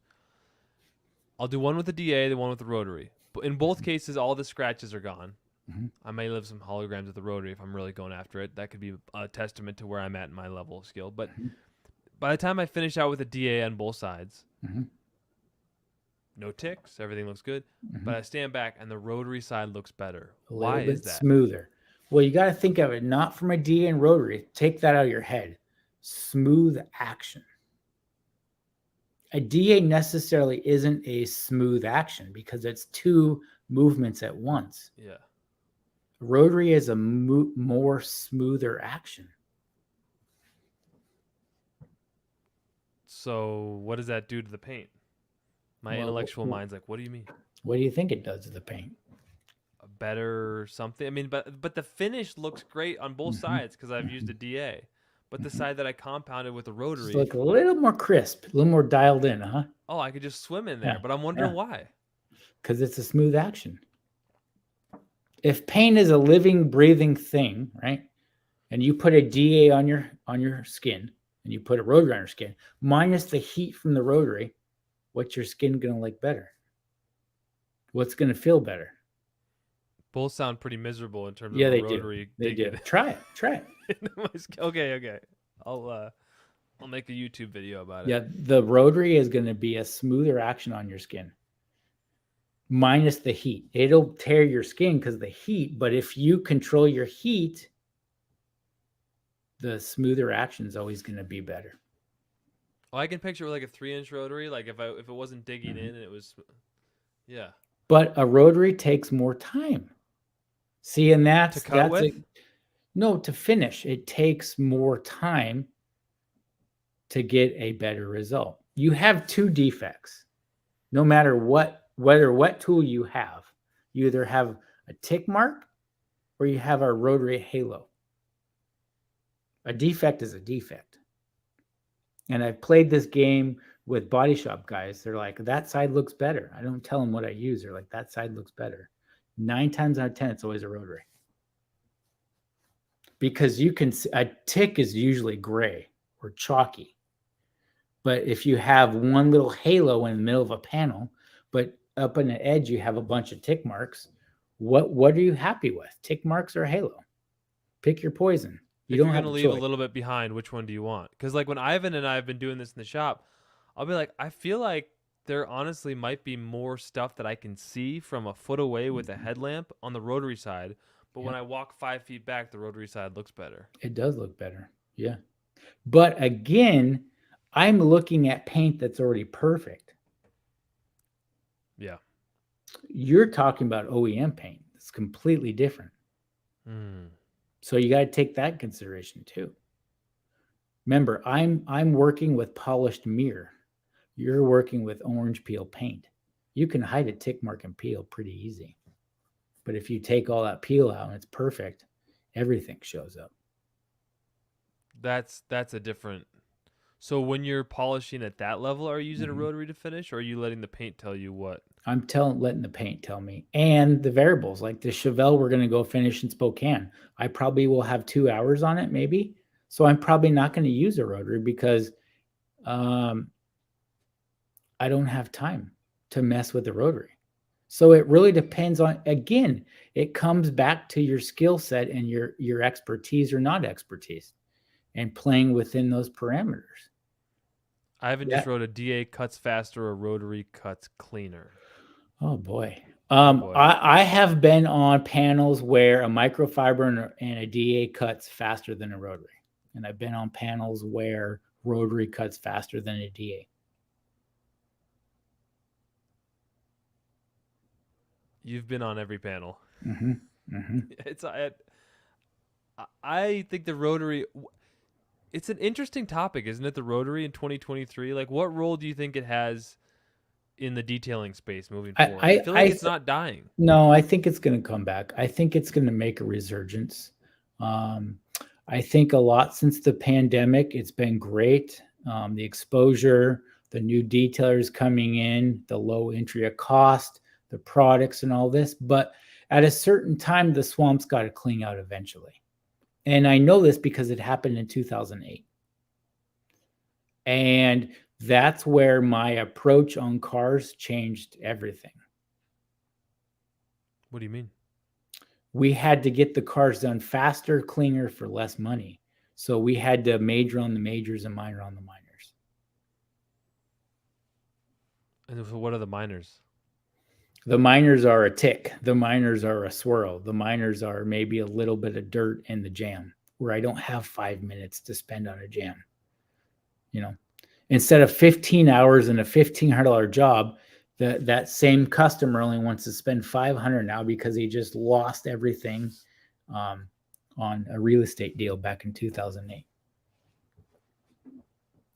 Instead of trying to put all that time in, you figured out where. So what else do people not see? Like, where can we be more efficient in terms of not going down the rabbit hole of 20 minutes on this small little thing that people may not see?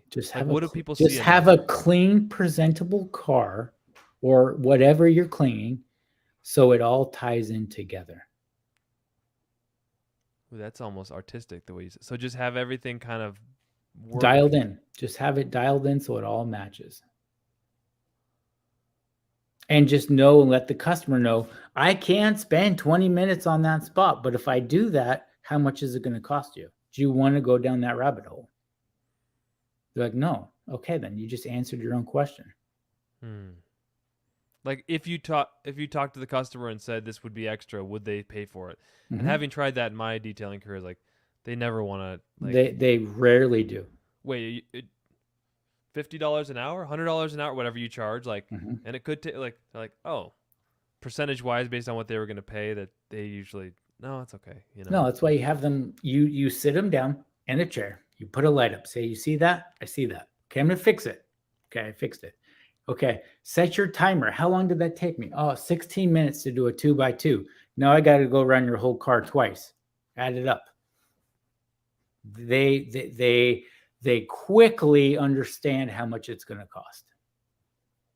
And you didn't blow any smoke over them. You didn't hide anything. It is what it is. Now, I've had some customers where they're said, yeah, do it. I don't care what it costs. I don't care what it takes. But that's a rare percentage of clientele. Going back to Ivan, I think he says it all depends on the paint in terms of, paint is everything. Paint tells you the story.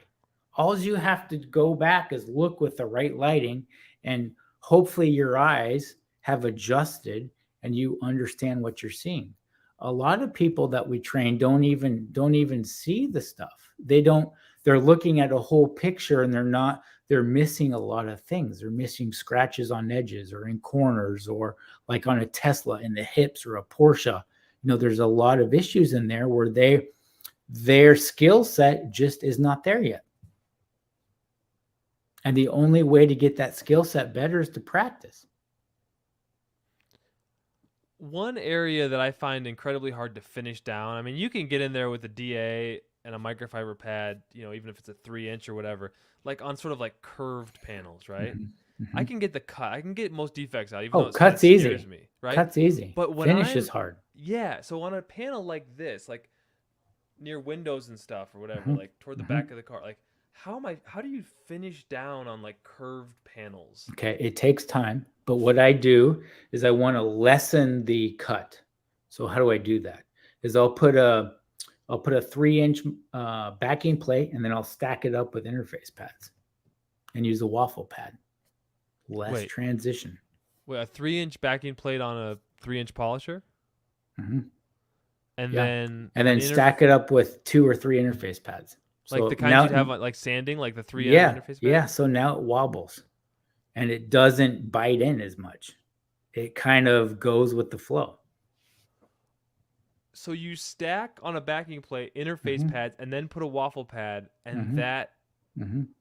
One time we did a hip of a car or a transmission or an engine bay, and I had 5 interface pads in there to create the space because the transformation or the transfer is less and less and less as you go higher. It's harder to control, but if you can control that, it's gonna give you less cut. And the interface pads don't like fly off or anything? They do. I mean, you got to be careful, but yeah, I've had them fly off. Do you polish at a high speed, low speed, or is that just? It depends. It depends, right? Typically low speed. But it's sometimes I get a better finish if I crank it up, work it out, stop, blow out the pad, and then just kiss it with a little bit of 600 RPM or slow RPM on the DA. Again, I let the paint tells me what it wants. Yes. I take my opinion out of it because the paint is ultimately the winner. I'm not the winner. Okay, the paint is. Everything we ever do on paint or anything else, whether it's King Ranch leather, whatever, that will tell you what you need to do to it. It's up to you to have the skill set to take care of it. Shine Your Light Detailing asks, Jason, how do you tackle orange peel? Anything different than a normal accepted process? And the caveat here is that, like, I assume, because I remember Jason said, like, you don't want to take orange peel out of OEM paint, right? No, not so. I mean, I do. I did on my personal cars, but it's not ideal at all. On newer cars now, I don't even attempt, or I do not tell people to take orange peel out, because there's so many things that will go wrong and do go wrong that it's not worth it. When I first started, I didn't know what orange peel was. So for the people who have spent this much time with us, they probably do. But like, how does orange peel even caused? So orange peel is caused just by clear coat. It's a urethane, polyurethane material, and it comes out just peely like an orange. It just kind of looks kind of rough, and it's not smooth. And no matter how good a sprayer you are, you're not going to get rid of orange peel. Okay. It's just not. The machines and the apparatuses and the guns and all that, even the robots, maybe the robots, you can dial it down at the OEM level, maybe not. But I've never seen a perfect panel as far as coming out of the gun. So then we take different things, different sanding blocks, different medias, different sandpapers, and we sand accordingly to remove that orange peel. Does heavy orange peel indicate that you have more clear coat? No. Now, if it's dry sprayed, if it's dry, that means the atomization, the paint is actually drying before it hits the surface. So now mainly all that material that was in the air has never landed on the paint. So now we do have less paint, which is dry spray always makes me nervous. What is dry spray? When do people do that? Or is that often? When they either spraying or too much pressure or too far away from the panel. So it actually atomizes and dries before it gets to the surface as it's being applied. Doesn't happen at OEM level, but it happens on, body shops and things like that. If the technician isn't, knowing what they're doing or has an issue. So does orange peel come from the color, or is it the clear? Like which? It's the clear. It's the clear. So It's not an issue with them when they're laying down the base coat. Oh, you can have peely orange, or you can have peely base coat. You got a peely sealer. Oh yeah. Okay, so it's like, I'm just wondering, like, what am I looking at, right? The average person who looks at paint, even a detailer, like, do they really know what they're looking at when there's all those variables? Most of them don't. And it's okay. Yeah, it's okay. It's okay. Yeah, it's totally okay. So if you wanted to remove orange peel, how would you go about doing it? Oh, an OEM or aftermarket? I'm just saying, man, if there's orange peel and people want to remove it, we're not telling them to do it on OEM, but like what I'd do is I'd just take like a dual action sander. I'd probably take like 1500 maybe. And I'd just kind of go for it. And I think I'd get some pretty good. 1500 is good. I mean, 1500 is good, but I do it by hand. I have more control. So you prefer hand sanding over DA sanding? I do. You might make some sanding blocks. Apparently you're good at this. I know a thing or two about them. So, okay. So do you like a big block when you're doing a whole hood or something? Or what do you...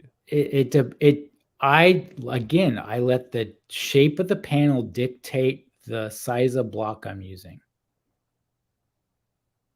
And no panel is straight.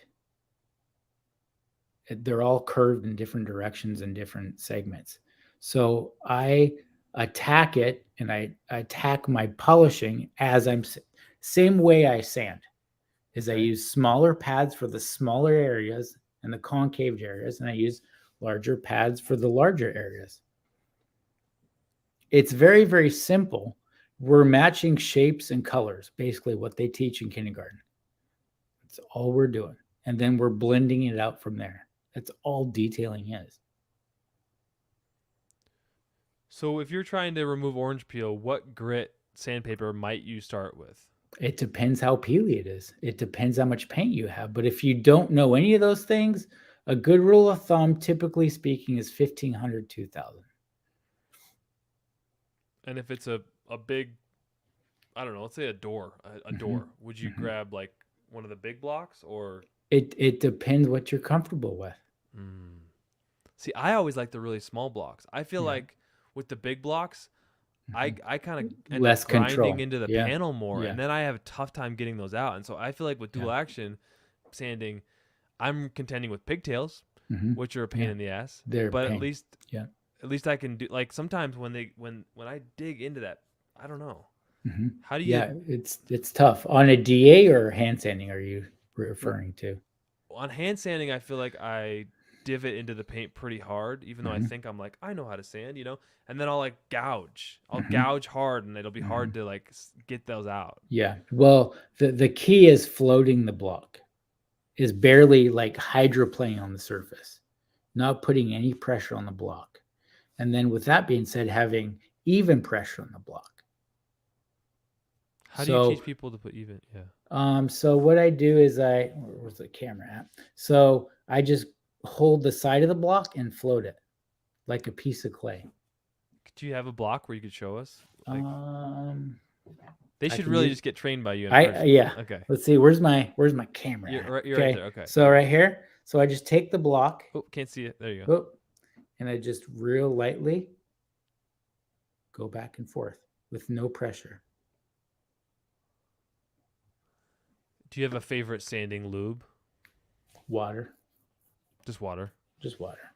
There's some sandpapers. I believe Nikken recommends soap, but I typically just use water. I've used ONR. I've used different things, and I typically just go back to water because sandpaper has lubricants in it. Either it's a dry lubricant, if it's dry paper, or wet sanding, or wet dry paper has a lubricant in it. So Shine Your Light Detailing says I do hand sanding, usually 3M Trizect. 3M Trizect, I feel like is like, is it as legit as it is common? I feel like it's good. I don't know. It doesn't remove peel. It's meant to be designed to go in the peel, remove the defect, and leave a very uniform surface. That's what the Trizac or all foam back discs or sheets are designed for. Okay. If you want to remove peel, use actual sandpaper with no interface foam. Got it. Right, just the actual paper. But is it okay to have the interface pad on your backing plate? You can, yeah, but you're going to remove less peel because you have that movement. The harder the surface is, right? The harder the block is, the flatter the surface is going to be. You're not going to sand a piece of wood with a foam back disc or a sponge. If you want it straight and flat, you gotta go after it like a CNC machine. This is great. And so your KXK sanding blocks have like a hard side, and then they have like a foamy side. Yeah. So when do I use either side of those? It depends on the skill set, but typically my rule of thumb is just use the soft block with the soft foam. That's what I do. Yeah, get used to that. And once you have your desired effect and you've become good at that, then, purchase different blocks. And then I make custom blocks. So I make all different types of blocks from 4 foot long blocks to little blocks to get in your keyboard and, sand your keyboard. Really? So, yeah. I had no idea. Yeah. So if people are interested in getting a block from you, how do they do that? Custom blocks. You can message me on Instagram. Typically is the best way, and just get on the list. It's a long list. You got a long list? Oh yeah. whenever I have time, so. Right. Well, man, I'm so grateful for your time. Maybe we can ask one more question. Eddie Yeah. Cologne says, when blending rock chip repair, Uh-huh. what's your go-to for blending? Like, I think people who've never done this before are like, I'm just gonna get color chip and put. But what is involved in that for rock chip repair? Well, you have to build up the surface. Make sure you have a clean surface with adhesion. If the paint doesn't stick in the chip, then it's going to come out. Let it dry. Scuff the general area. Don't just, because a lot of times what I've seen a lot of people do is on the rid sticks is they put a lot of pressure in a small area. Well, that's how you get more gouges. So you want to generally sand outside the chip, go across the chip like it's not even there, and just blend that area out, and then go ahead and buff it out once you get to a high level of sanding as far as grit wise. So you've got a rock chip, and you'd panel prep it. You'd wash it, whatever. You made sure it's clean, panel prep, nice and squeaky clean. And then you, like, if this is the paint, are you going this far over? Like, I mean, like, not really, but like, how much are you building up over it? You mean? You want to build up higher surface than the surface is, and then just go ahead and attack that surface. And then how long do you let it dry for? Before the longer, the better for adhesion purposes. So a day, overnight. If you could. If you could, yeah, if that was available. And then you go back and sand it with 1,500, 2,000, 3,000, something like that. Yeah. Best to sand it and then step it back, or just sand it and try to buff that out? Sand it to the highest level you can. And then buff is always best. Yeah. Man, thank you for answering these questions. You feel like that's a good amount of time? An hour and 50 minutes? That's kind of a marathon. I don't know. It's easy. Do you want to promote anything else? You got the podcast, the KXK, Gloss University. Yeah, we've got some other things cooking too. I can't quite talk about yet, but some cool stuff. So like I can't say. lot of things are in the works with me personally. That let's just say, hopefully you'll be seeing me much more on social media. Okay. On an interactive level. That's good. So yeah, I just want to be available for people, but I want it to be in small chunks where they can, as they grow, just like I grew and am growing. It's a long marathon. If they want to become really good and be better than what they were the next day, it takes time. And too often people want to be there like, the Amazon effect, and that just doesn't work. It just doesn't work. It'll get you by, but if you want to be a true professional or be the best you can personally be, it takes time. It's not an overnight success. Ivan didn't learn all those, tricks that he learned up at Canada when he had his shops by just overnight. That was a long, drawn out process, and good, bad, and indifferent. So it takes time.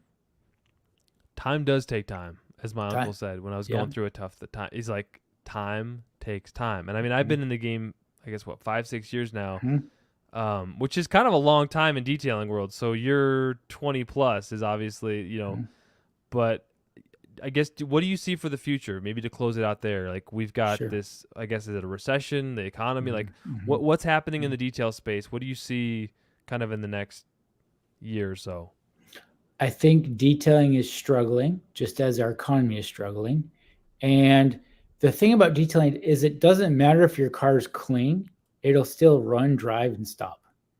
Right. So with the economy, going down, those added extras that a lot of people have or did have don't have now, or don't have the time, or it's not important to them. There's many other things right now pressing in the world and pressing in life that detailing is not important.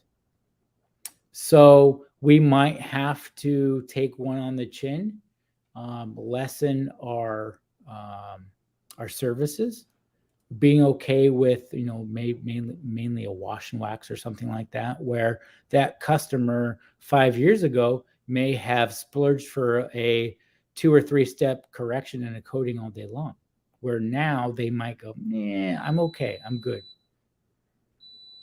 And you think that means it's time to major on the major and minors on the minors? I think so. It's always good to have in the back pocket, right? It's always good to know everything from the beginning into the end. If you know everything or you know a lot of it, you can decipher what you do for the customer. How you detail a car and how I detail a car, I can do it. We can do it in the same amount of time, but I can guarantee you with my skill set, mine will look better. Because I can cheat the system along the way. I can do things and use things where you, Nick, don't have that ability yet. What, any good cheats or tips for me that you? Oh, there's lots of good cheats and But tips. just something that you've done in the last couple of weeks. You're like, dang, I'm so glad I knew that. I'm so good. Like, Don't wipe off the compound. Just change pads. Have 2 or 3 machines plugged in at the same time. So I hit the whole bulk of the panel with a 5 or 6 inch, and I have a 3 inch already plugged in, primed, ready to go, and I just hit it around the door handles. with the same, you're just compounding.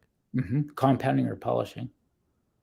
So you're gonna eventually get that machine anyway. So you've already got it plugged in and ready to go. It's already plugged in and ready to rock and roll. Yeah. And that saves you how much time? I mean, or do we underestimate what happens when we put the machine down, get up, walk? I mean, that all adds up, right? I'll tell you this. 2014, I did 18 Ferraris and a boat and a concourse detail in 9 days. And they were all 2-step corrections. How many? 18. So 2+ a day, and like high level, not just like They're all one. They're all Ferraris.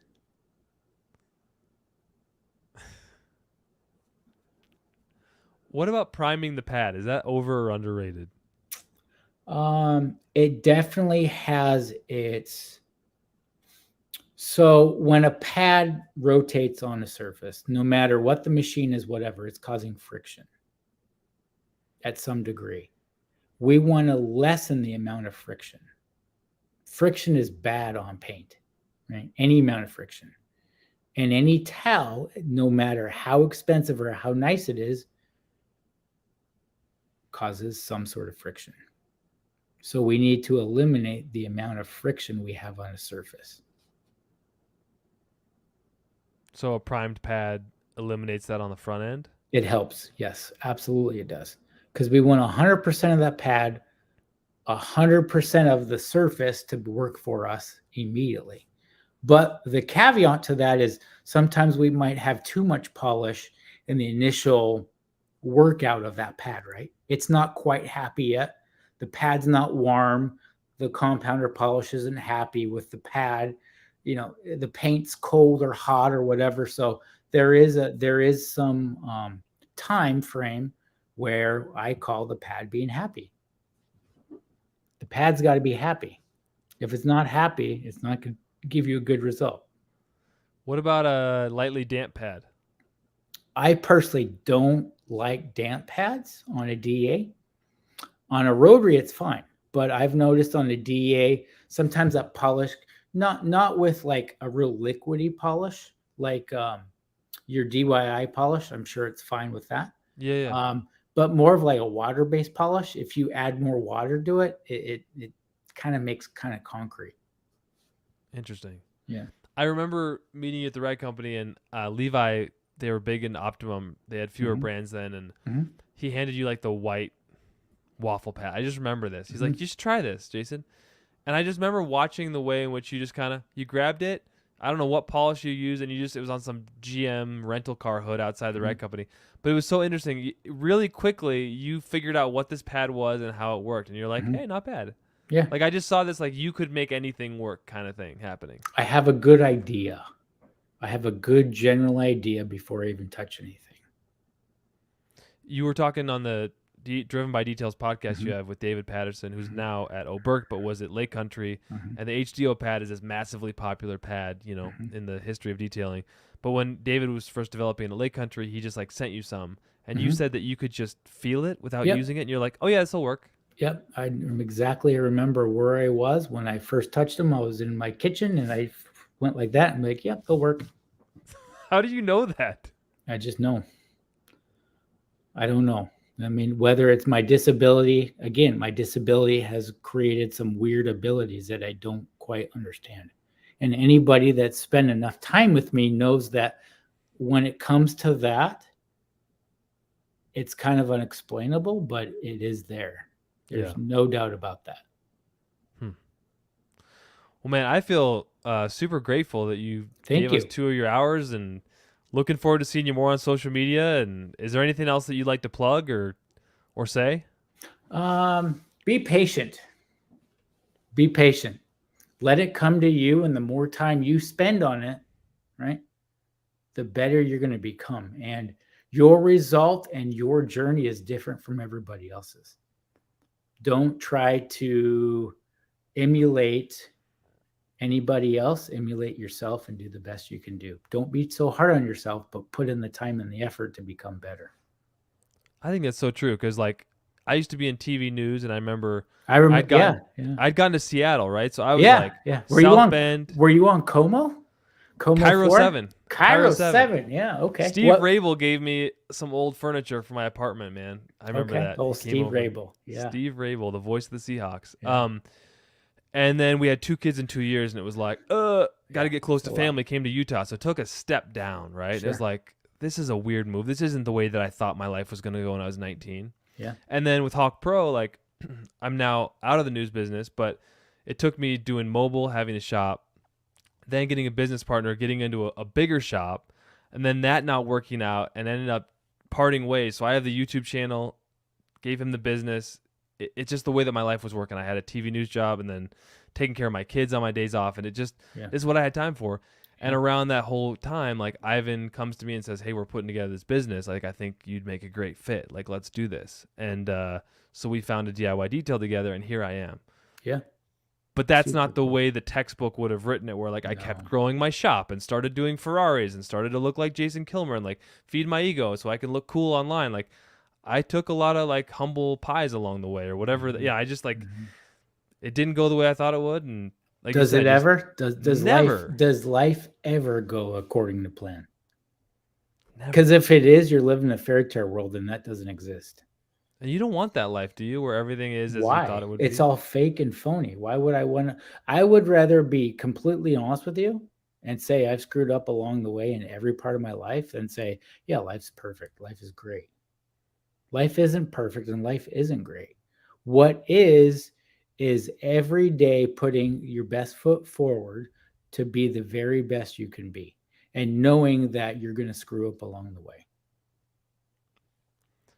Andrew Huberman's this guy I watch online sometimes. He talks about a lot of motivational research. Well, he's like pleasure is not wrong. Pleasure is not bad. Dopamine is not bad. It's when you have easy access to them frequently. He's like, essentially, he's like, just work for it, right? Like drugs, right? When you get easy access to dopamine and pleasure with no effort, that's where the problems come in. But when you put in the effort and you give it your all and it feels awesome, that's the good stuff. Mm-hmm. And you just got to keep doing it every day. There's no magic pill. You got to keep showing up. You know, I enjoy those motivational things on social media, but do they really help? I think some of them do, but you know, you look at TikTok, right? TikTok is, man, they have that formula down. You can be on there in TikTok in 2 hours and go, okay, what did I actually accomplish other than being amused? I didn't accomplish anything. Yeah, you're totally passive at that point. You have to be very purposeful on what you do during a course of a day, because that's all we have is time. That's something we can never take back. So I try to be very purposeful. If I need to get things done, my phone is not on me. If I need to spend time with my wife or my kids, my phone is not on me, because my wife reminds me of it. I want to be purposeful on things that I do, because time is the only thing we can never get back, and it's fleeting. And if we haven't learned that during the last 4 or 5 years, we need to take a deep, hard look at ourselves and figure out what is really important to you.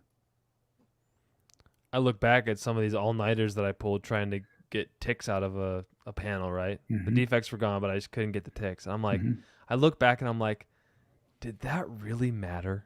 No, but it didn't. But did you get better because of it or not because of it? So it wasn't all in vain, right? You're right. We're You here now. have Yeah. you have to take the positive and negatives and put it all together. No one's perfect. Nobody's perfect. Show me a perfect person. Show me a perfect panel. It doesn't exist. Mm. All you can do is be the best you can do. And some days it just doesn't add up. You're not good. You might suck. You might be behind. But it's the long game. It's the long journey. And there's more journey to come, and hopefully we'll have you back on here on Hawk Talk. Well, I mean, that's why I say hammer down. Yeah, what does that mean, hammer down? So hammer down is my life. Right? I'm not even supposed to be here. So I'm going to hammer down until the day the Lord takes me home. I'm going to do the very best I can do as hard as I can and try to, affect people in a positive light as much as I can. And that's how I live my life. That's how I try. It doesn't always work out that way, but that's where I try to be at. Amen to that. It's a good motto to live by, and people love it. So, hammer down, Jason Killmer. All right, brother. All right. We'll talk to you again soon. Thanks so much. Thank you so much. Yep. All right. Bye.